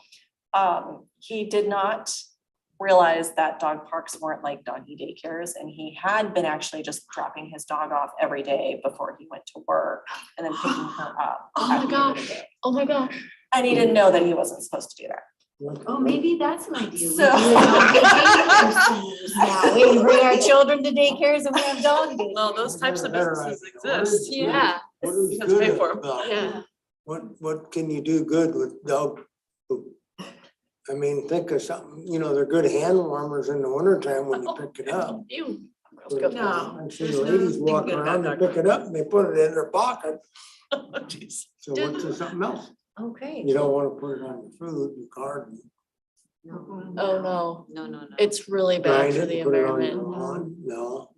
No. I bought these really cheap flags on Amazon that said, please pick up your dog poop, and I identified the areas for like a week. And people were shocked how many people did not pick up, and then I went and picked it up and it stopped it. We did it on 2 streets in our HOA. And it really, a clever. it was just like an eye-opening, like, oh. Oh, that's like, Maybe that's the volunteer, like maybe it's not clean. put a up, but little you orange actually flag have where the Yeah, poop but is. there were little volunteer pink groups ones. Go out and literally like with little flags and everything that say the exact same thing so that. It was people can just, see. and I was shocked how well it worked. So if people complain to the HOA, we're like, here's some flags, try it. Wow. So it's Cause weird. the visual really Yeah. helps, cause I mean, it blends in with the Yeah, environment, visual, but just, You know, Yeah. they mark the heads. Yeah, exactly. Yeah, they were, yeah, that's what they look Get like. them That's a great especially idea. Can designed, we I do bet you that they're as not a that much. For the volunteers. I'll do it. I'll go to my Give them parties. out At our next fair. Yeah. Just- That would be a cute Yeah. handout too, just as a like. swag. Boothing, yeah, boothing that people can do. Mark other people's poop for them. It was Your- just, Your animal left a educational. deposit that got forgotten at the bank. If it was money, they'd go back and pick it up, but it's. has Lacey ever offered like pet training and pet safety classes as part of their, you know, programming? Not since I've been here. Do you know Jenny? I feel like we did many years ago. It hasn't. Not recently. I don't know if there's a demand for Um, it, but Yeah, so I Most mean, we trainers are can, booked out what's that? months. I said there is a demand, most trainers are Oh. actually booked out quite a bit. Yeah, so we would just need to have a place to do it. I mean, summertime would obviously be easier than winter. Cause we don't have a facility necessarily that we can allow that type of a class into. But we also contract with local businesses to run classes that they advertise through our brochure, although I don't know if they would need that if they're full already. You know, oftentimes businesses will do that to But get more customers. I think it depends on what you're looking for, and what they're looking for too. We can pass that along to our programmers. yeah, I can it's a always- thought. Play on words, I can always vet them for you a little bit to make sure that it's not like a punishment-based trainer that's teaching classes. Are there certain like animal training certifications people can get? Yeah, and there's like special ones to look for and stuff like Yeah. that.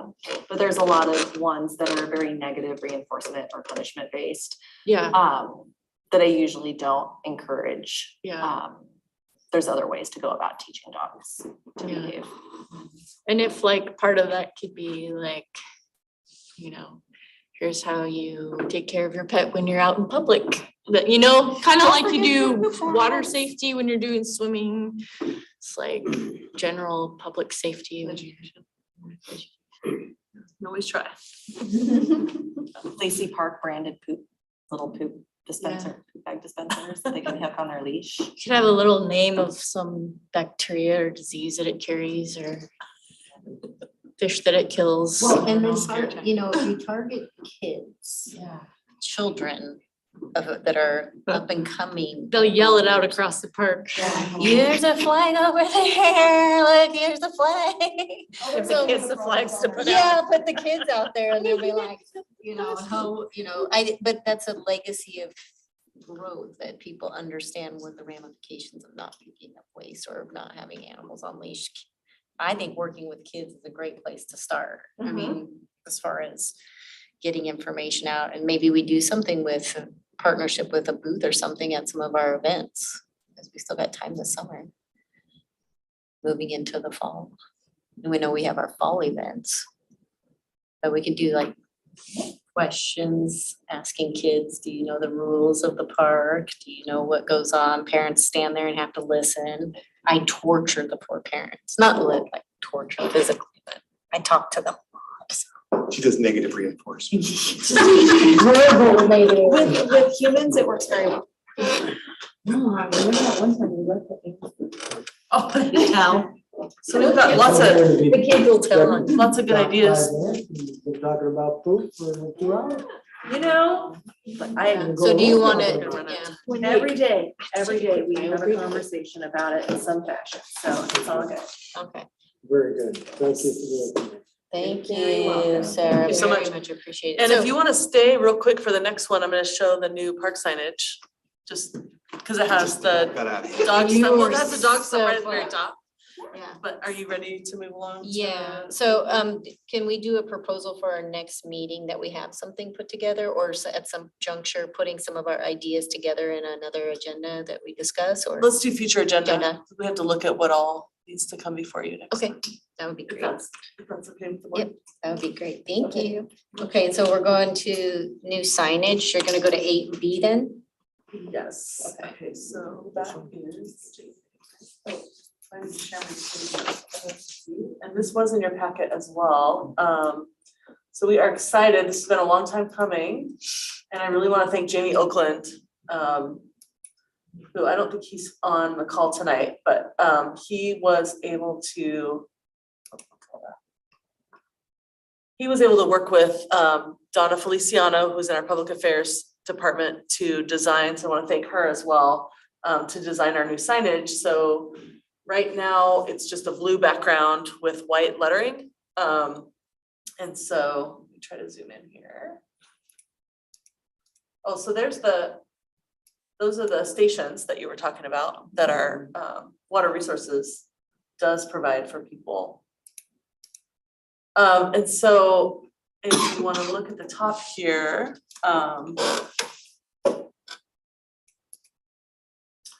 so this is the main park rules signage, and so you can see animals must be on a leash in parks and on trails. Right at there at the top, and we have a picture. And then fecal matter must be placed in a solid waste container. I love the icon, the picture. It shows you exactly how it's done. Yeah. They're all worded down at the bottom. Park rules adopted by ordinances, and it lists the numbers violators subject to fines and or arrest. To see complete list of rules and regulations, visit, and then it gives the website, and then there's a QR code.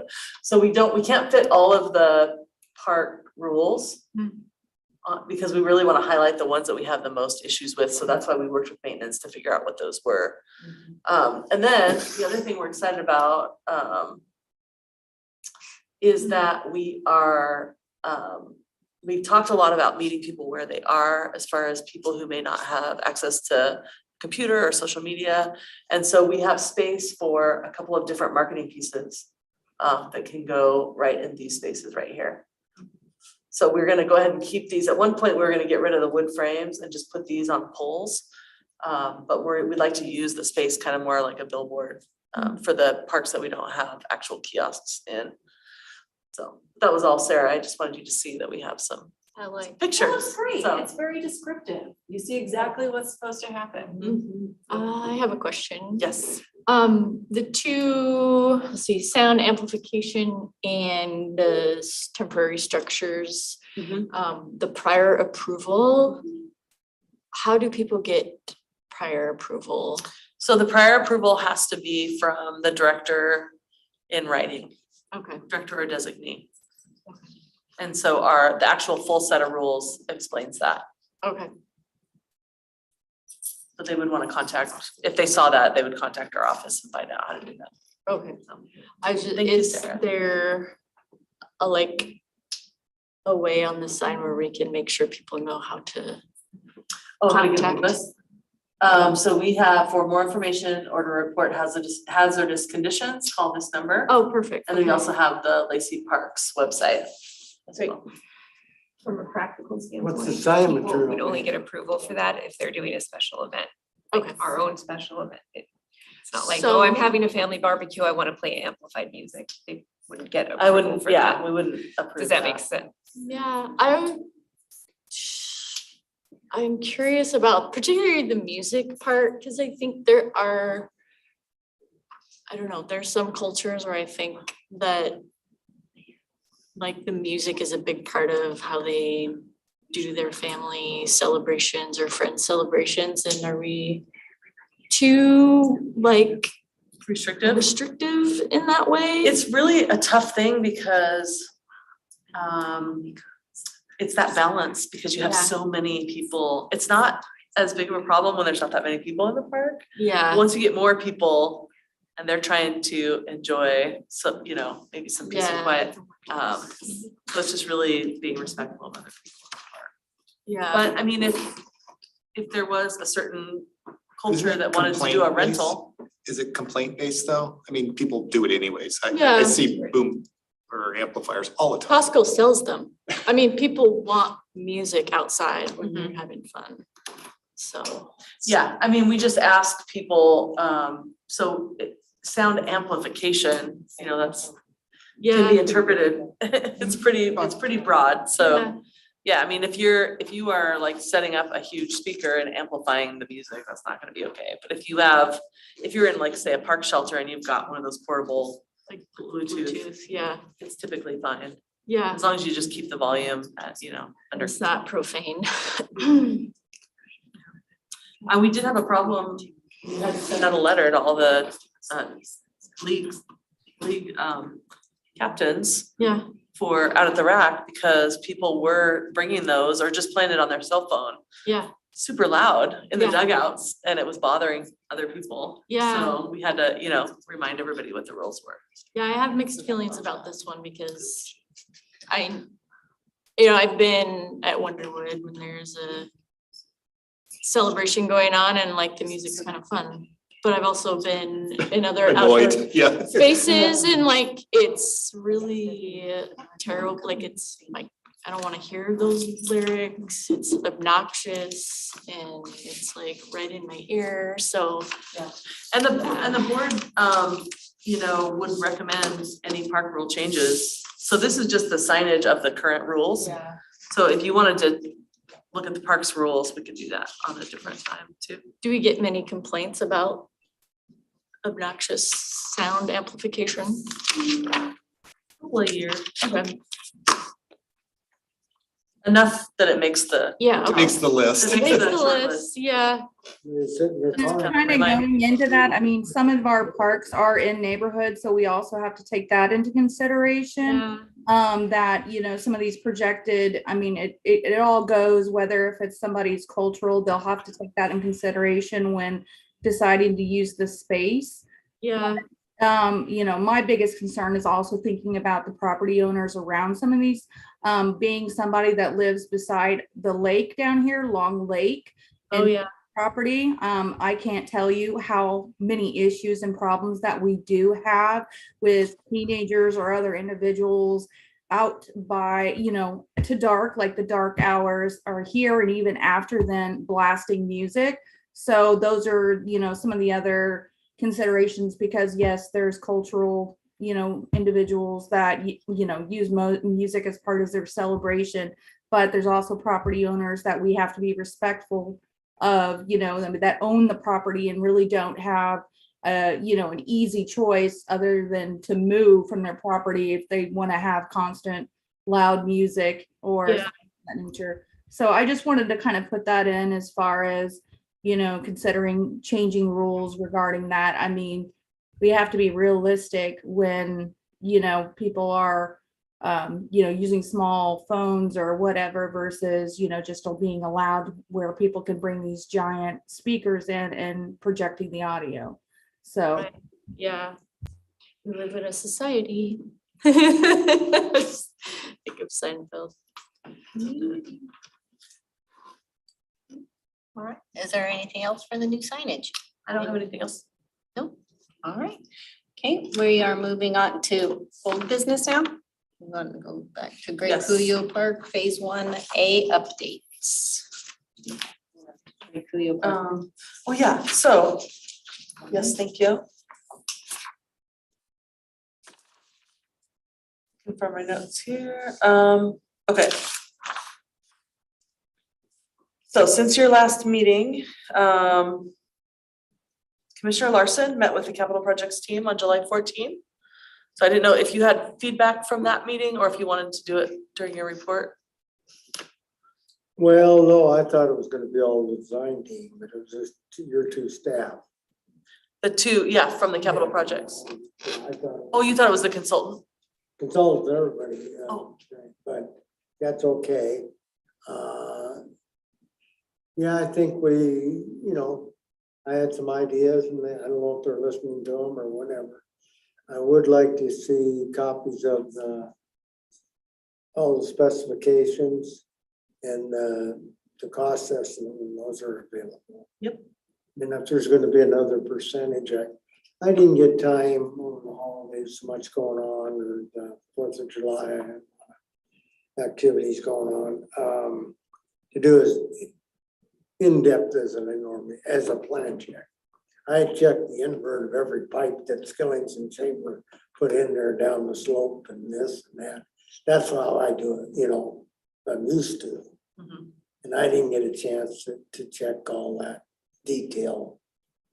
Double check, that, I like to do that, but I don't know. Yeah, and we haven't, so one of the things I was gonna report is that we still are in 90% review, so we're having the consultants take a closer look at the drainage and the stormwater at the site. And so we're kind of paused right now, so there will be still a chance for you to look, once we get that work back, to look at that 90%, so. Are they doing wood chips, mulch, wood chips and the children's playground? It's going to be, most likely synthetic turf or pour in place surfacing or a combination of the two. Yeah, If they do go to the chips, it's maple chips and it's certified as rubber matting or any of that. I've The done a lot. children in wheelchairs can't access. right. Some can, it is ADA approved, but yes, which is, but that's not the direction, that's not what's in the plans right now. It's the synthetic. So one of the latest and greatest things is synthetic turf. It looks like grass Okay. under playgrounds. It's really neat. If you've ever been to Penny Playground down in Chehalis, it's a brand new, beautiful playground and we've been down there taking a look at it and Penny Playground? Penny Playground, yep. In Chehalis, it's right next to the ball fields there and the kids love it. They can roll down the hill just like it's regular grass. There's padding underneath Yeah, and it Yep. does get hot in the summer. I don't think we get as hot. Yeah. But in California, they used to burn their feet on it, Well, that was. on synthetic or pour in place? on synthetic. Stuff, I put a lot of that down. The rubberized, it looked like asphalt almost, and it's padded foam underneath it. Yeah, that's the That's pour, all. that's the pour in place. So that's what we have at Depot Park, over by the train depot replica. Which we haven't had trouble with temperature on that. Okay. But I think you might be thinking the pour in place, not the synthetic turf. So the synthetic turf would be just like a ball field, like the turf, And again, artificial I was turf. in California where it got hotter. Yeah. The okay. little like black beads underneath would get really hot. So they wouldn't put those in the playground. Okay.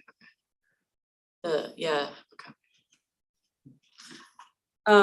And then I also was gonna report out that the cultural resources field work was completed. Oh, sorry, I'll back up. Staff met with the consultants on July 11th and July 25th. And the cultural resources field work was completed with no significant findings, and that report is in progress. And then I was gonna show you the signage. So the monument sign has gone to Community and Economic Development for review. So I've got the sign family to show you, finally.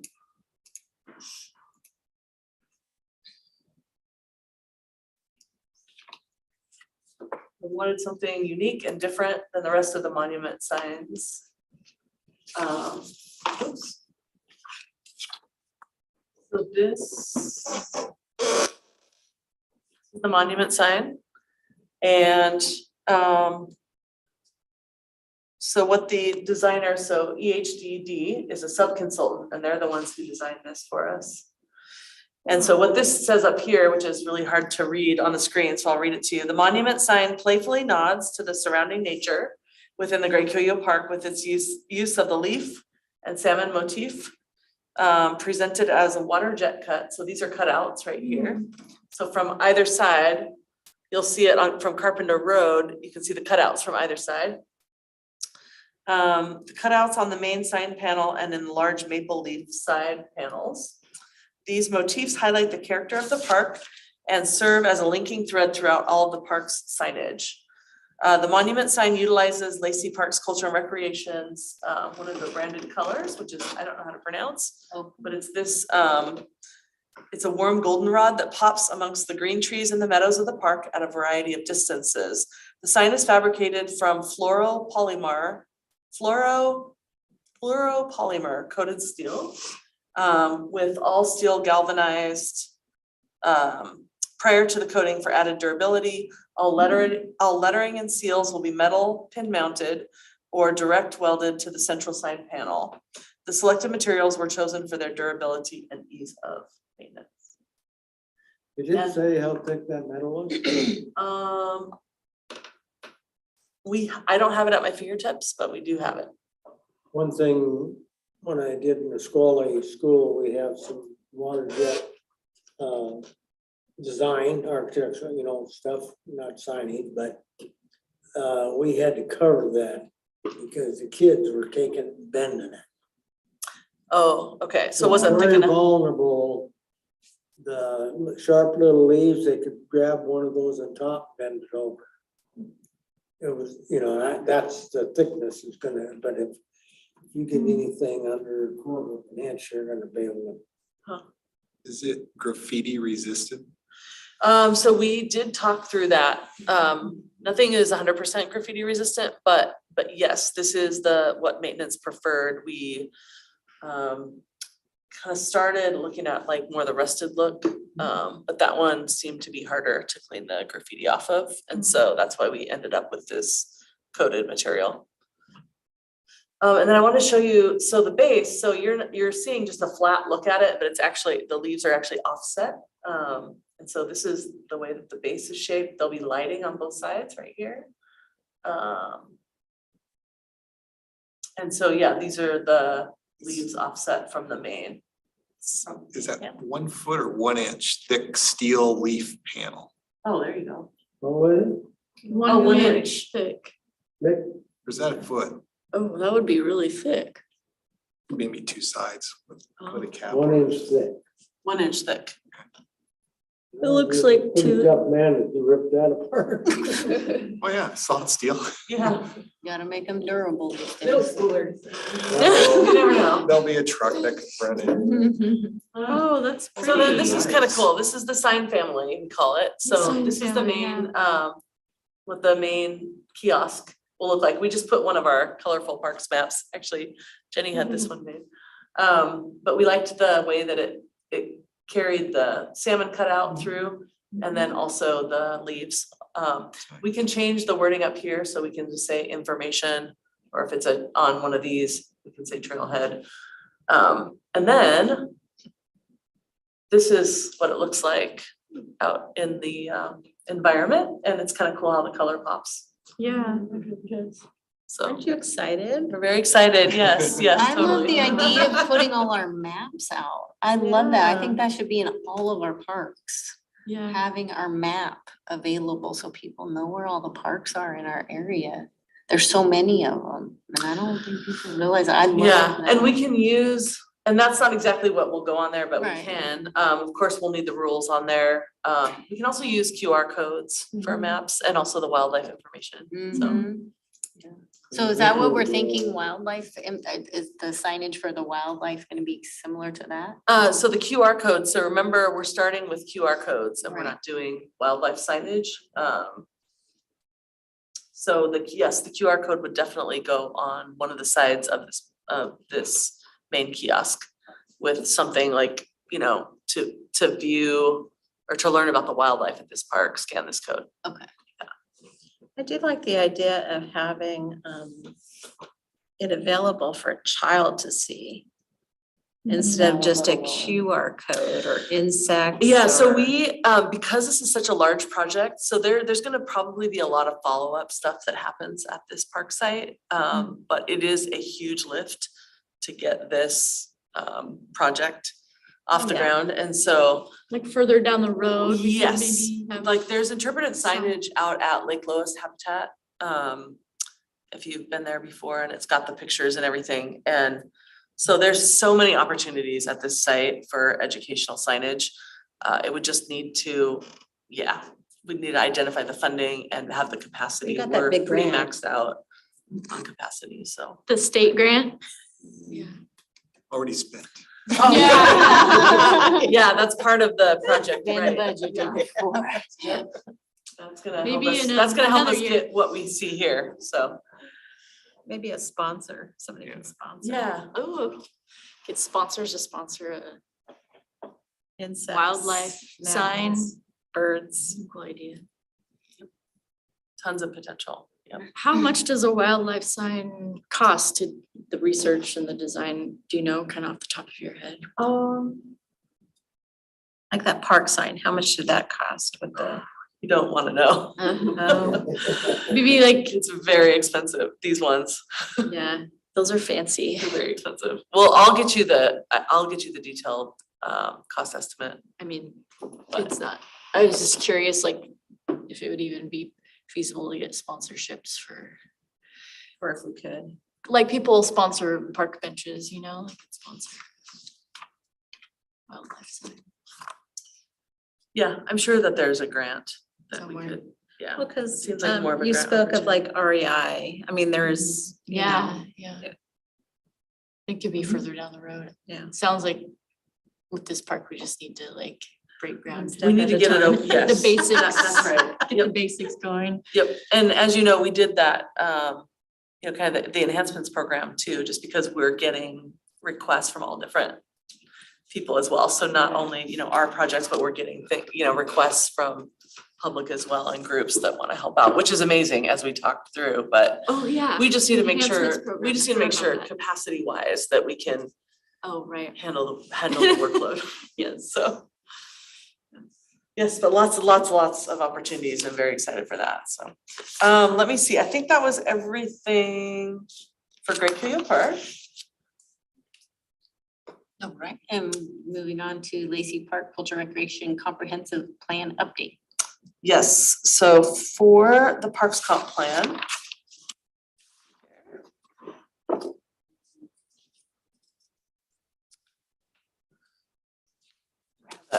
Sorry.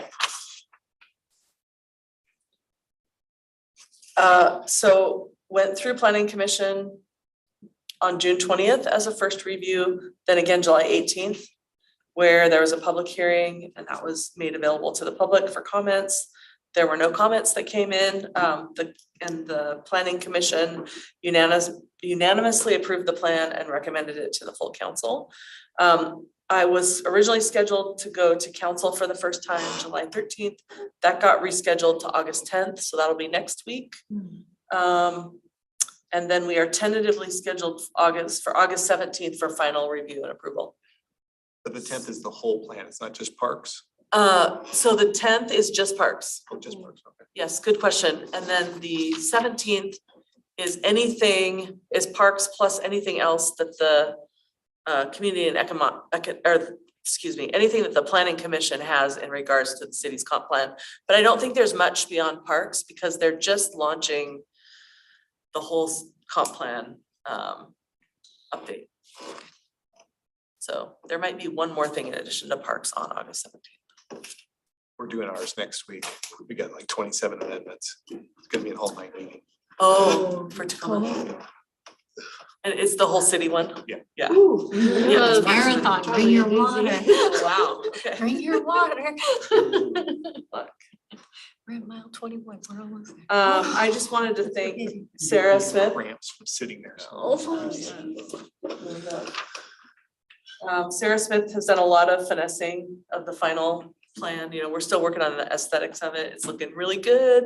I can't wait to show you the final copy once it's approved. But Sarah, thank you so much for your efforts. She's just been working very diligently on that. Thank you, Sarah. Happy to help. It's been Thank you, fun. thank you, thank you. So, and then also to Jenny and also Erin Quinn Balcho, as far as proofing, they've been proofing and double proofing and just looking at grammar and those sorts of things, so making us look good, so we really appreciate it. Thank you. Yeah. That's it for that. Exciting. All right, now we're moving on to director's report. We have sports commission. So let's see, do we still have Sue? We like don't Sue dropped off. have, what's up? I think she It was looks like Sue dropped off. Sue dropped off, okay. Sports commission, you got a little bit from Sean about the rec, but there's no specific sports commission update that we have at this time. I'll just go through the director's report. So for programs and special events, I think we will go ahead and let you, that was in your packet. Normally Sue will highlight some of the things, but hopefully you all had a chance to read. I mean, Yeah. there's a lot going on, so Yeah, it's I'm gonna let exciting. you, we Yes. do put that information in your packets now. I really like that system so that you can stay up on what's going on. Something that is new is, and I don't know if you noticed this, but we'll be doing a marketing committee report too. We thought that would be information that the commission might be interested in. And Sarah is on our marketing committee, and so she's prepared to give a highlight report. You wanna do that, Sarah?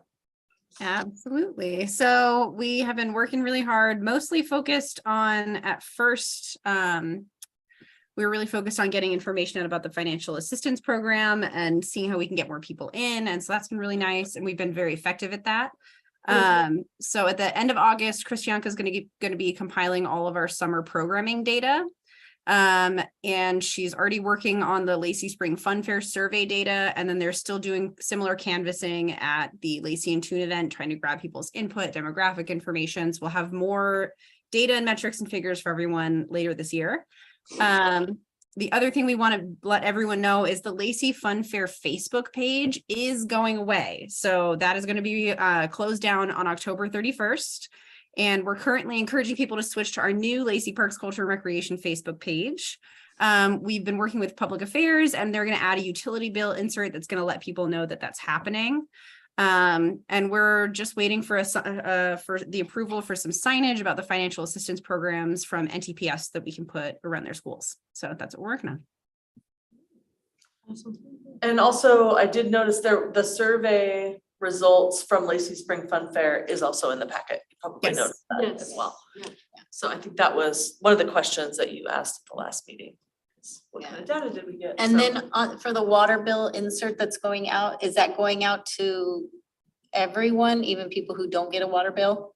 Do we have a list of like Panorama and? Oh. No, utility I think bill only goes to water customers, so. Yeah. Is So there, that's, yeah, and you brought that up before. Yeah. So, yeah, so marketing committee could work on how are we getting, Some renters might not get it if their Right. rent is Well, included I in don't the. get it, I'm on the well.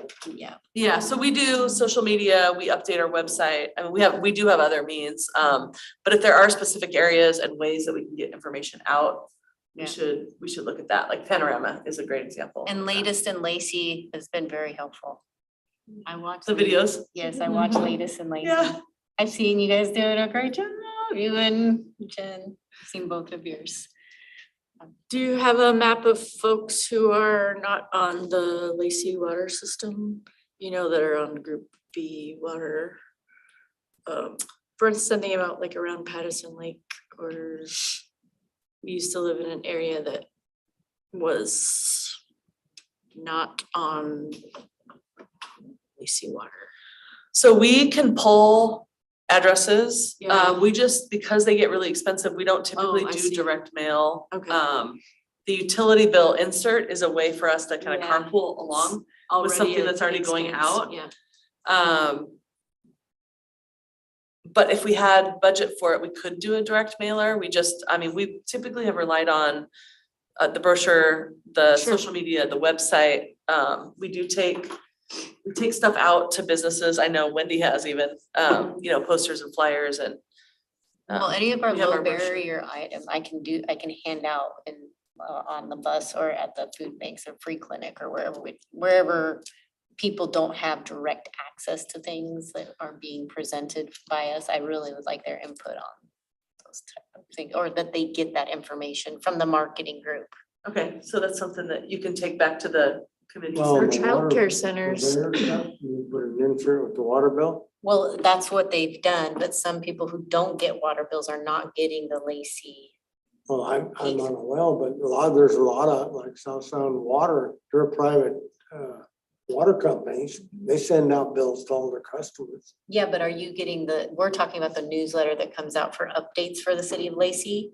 You're not getting that because you don't receive a water bill? No, but across the street from me, there's private water companies. They send bills to their customers. Like partner with them to put that information Yeah. on their water Oh, I bills? see. They probably charge us, but. They charge. Yeah, they would Nothing's free. definitely. Oh, the other thing, we have our digital newsletter. Jordy just reported out that we now have 10,000 names. Yep, On we have our- 10,000 names on it. Our digital newsletter, so that's another way that we get information out to people. They've opted in, but Yeah. they get monthly updates from us. So do we own the name Lacey Fun Fest? So if I Googled it right now, is it gonna go right to the Facebook page? And in the future, is it gonna then switch over to the city's Facebook page? Oh, Lacey Spring Fun Fair? Or is it, The- or is it just the gonna die? Facebook Is it- account? Yeah, Do you know the answer to that? So Jeanette, I actually asked a similar question. Jeanette said that they can't get the Facebook to redirect. So what they're gonna do is they're gonna try to post something that's gonna say like, hey, go to the Lacey Facebook page or the Lacey Parks Culture and Recreation Facebook page.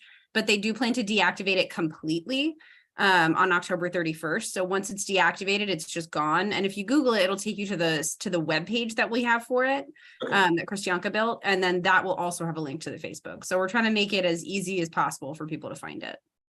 Yeah. there were a lot of vendors that came up to us at the booth, prospective vendors who didn't know how to even put their name in it. Hmm. I can just see them next year typing it in. It's like, it's not there anymore.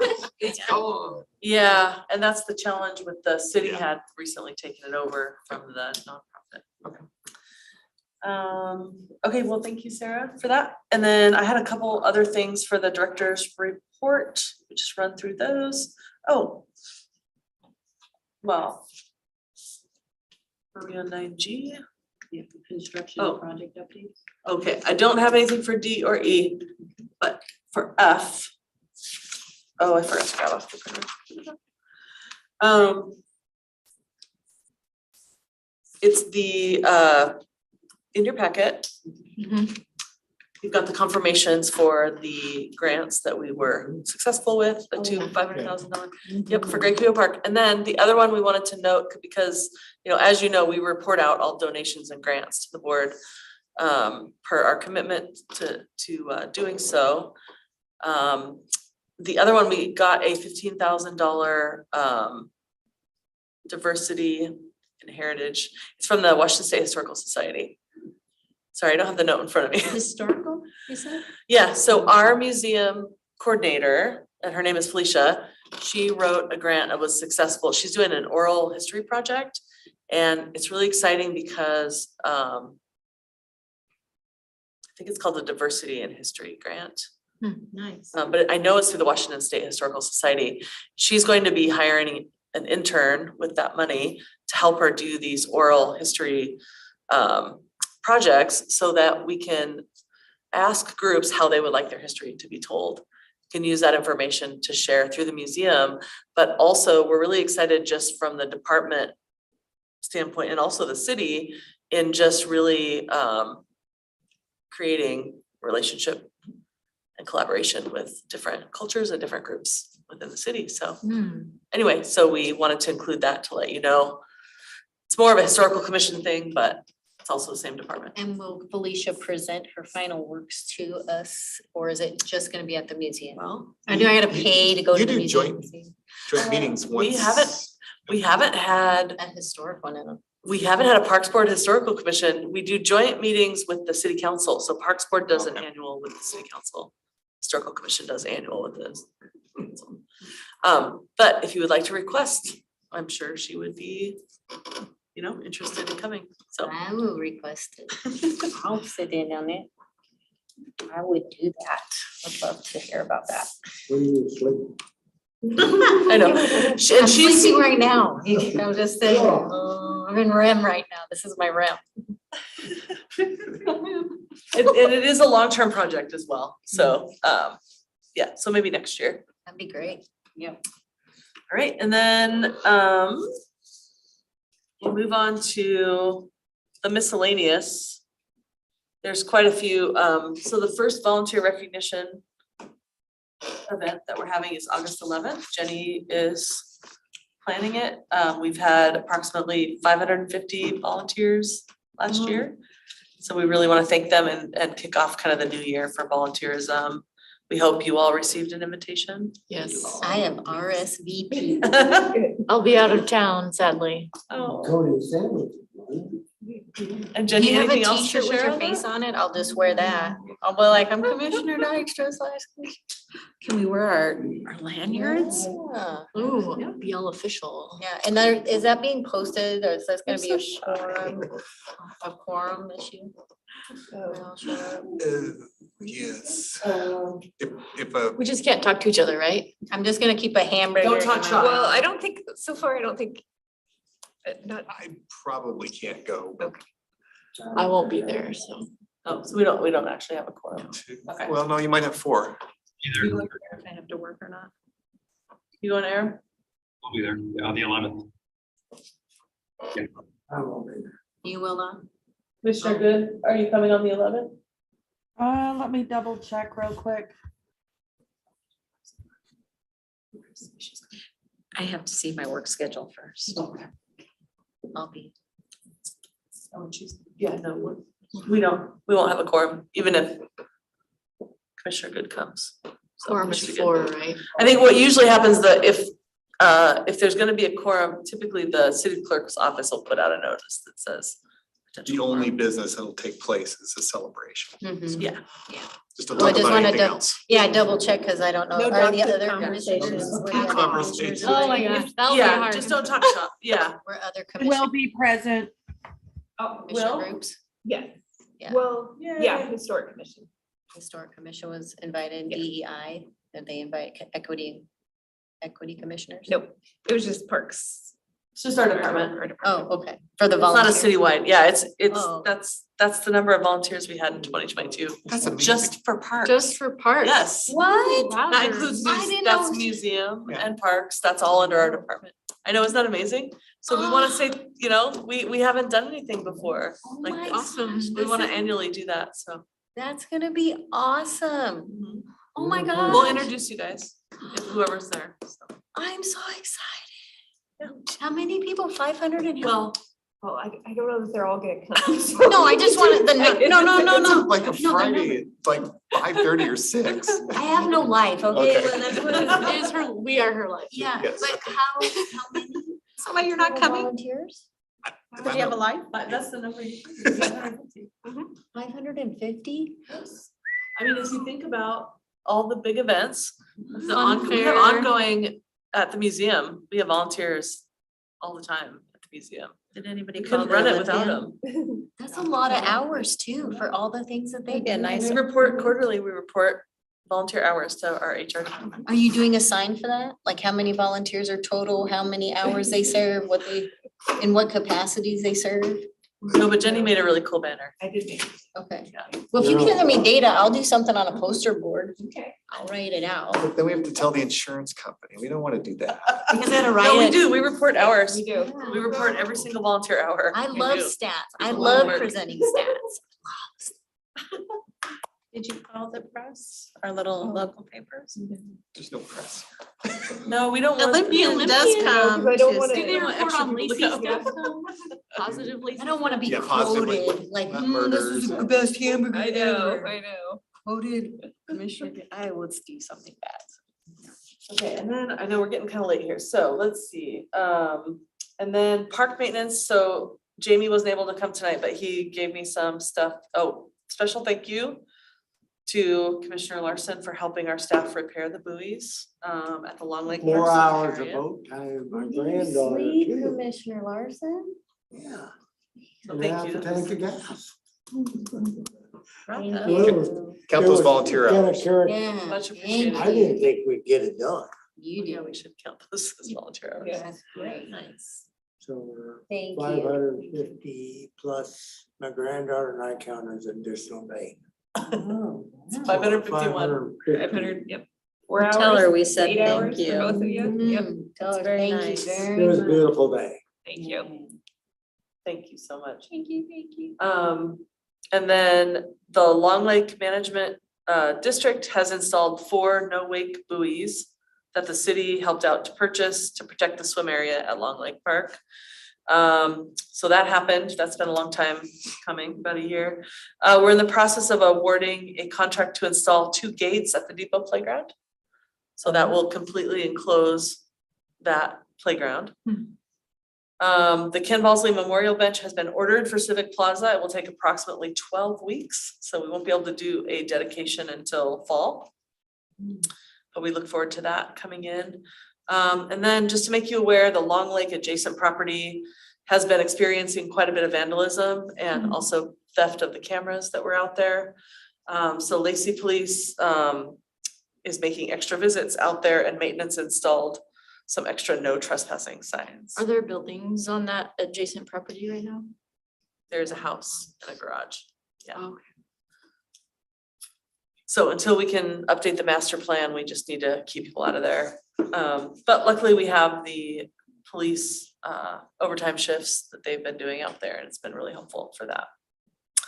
A couple more, I attended Senior Services for South Sound 50th anniversary on June 30th at the Virgil S. Clarkson Senior Center with City Manager Rick Walk and Assistant City Manager Shannon Kelly Fong.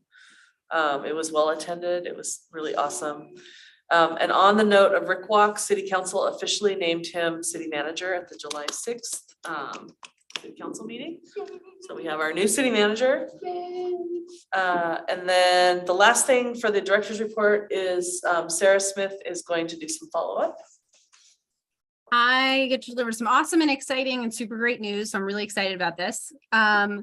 So a long time ago in October of 2022, we sent a letter as a board to Intercity Transit, and we let them know. I believe Wendy helped write up the whole thing. It was really great. And then Aram signed it, Gary signed it. We sent it off to them.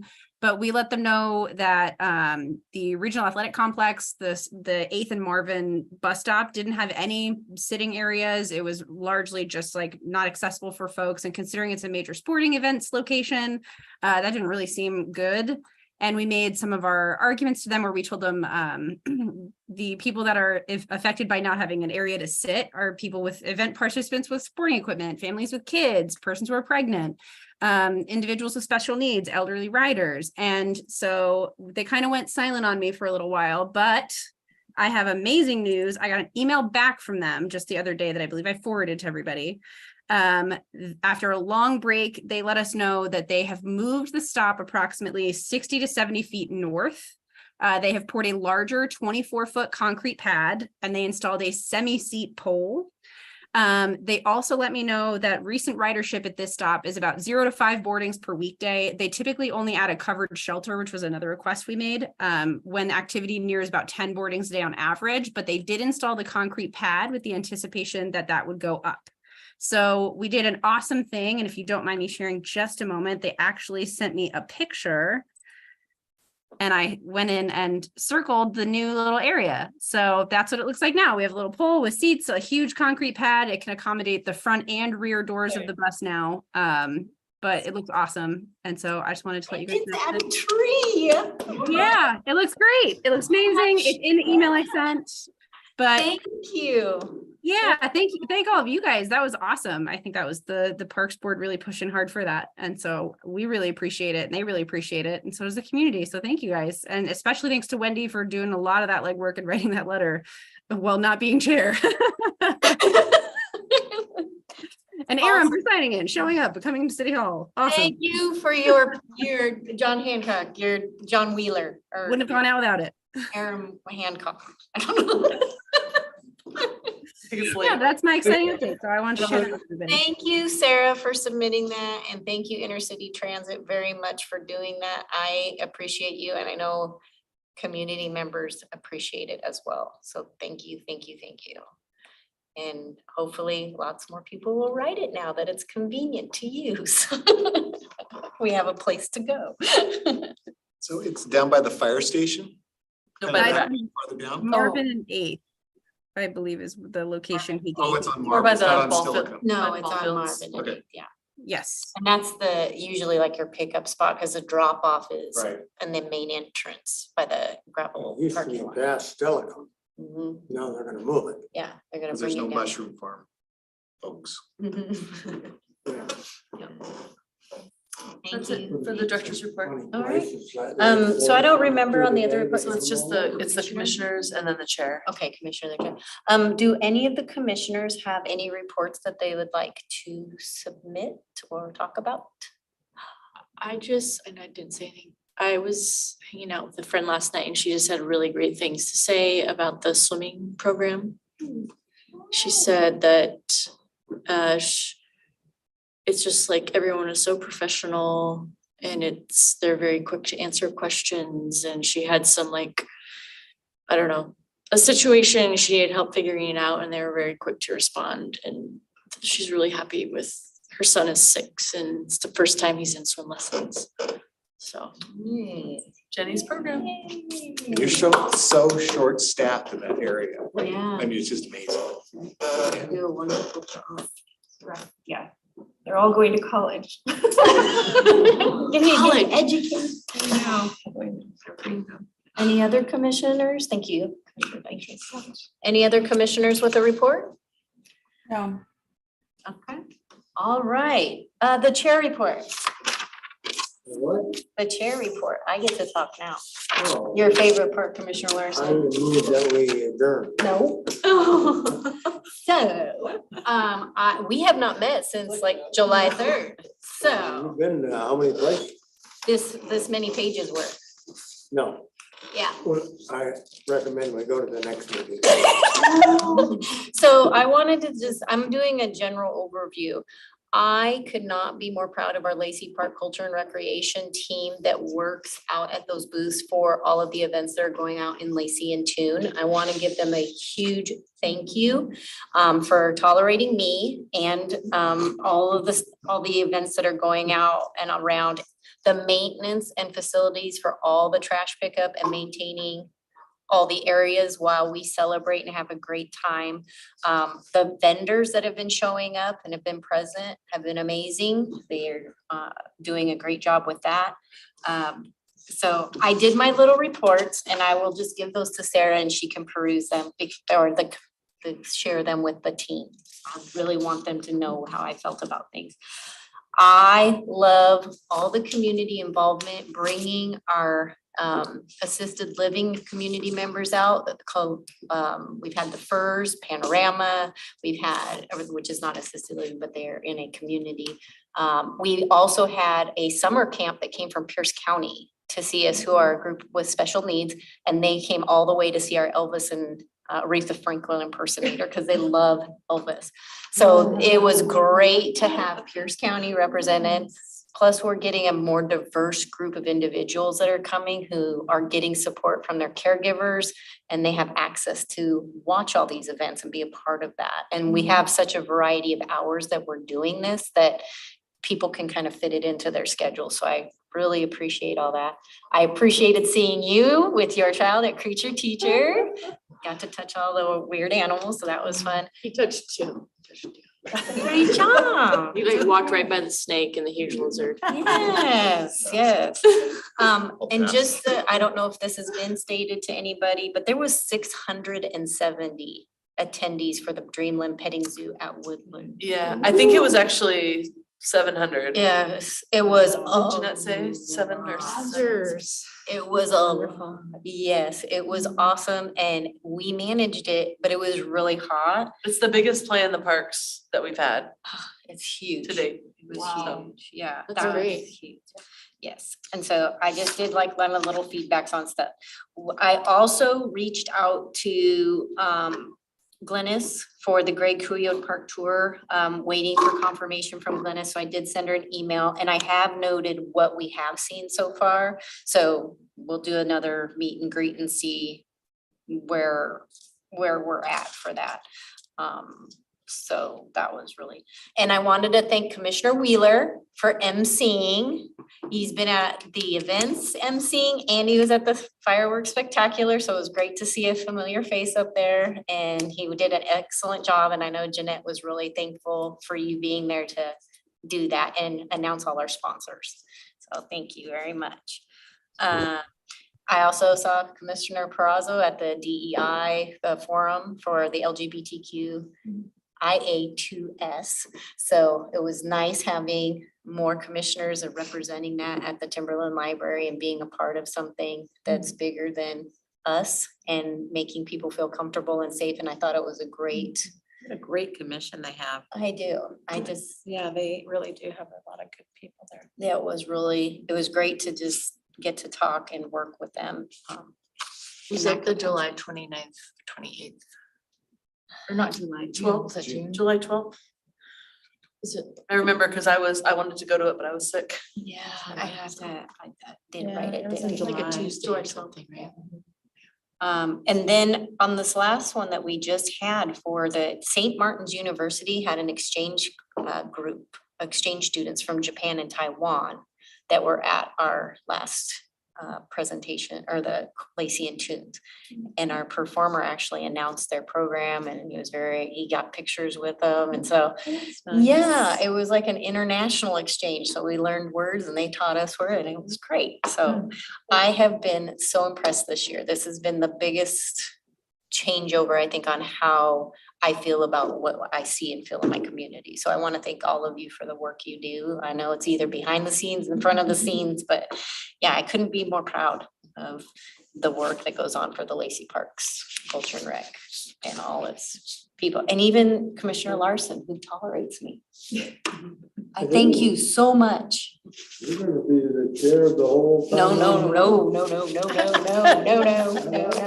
no, no, no. Oh, thank you. Oh, okay. All right. And that is all that I have lots here, but I'm just gonna, like I said, I just couldn't be excited. It was so much fun. But that's all I have. So I've lost my agenda in my notes. Okay. It's just adjourned. It's just adjourned. All right. We're adjourning and it is 7:52 PM. Wow. And I got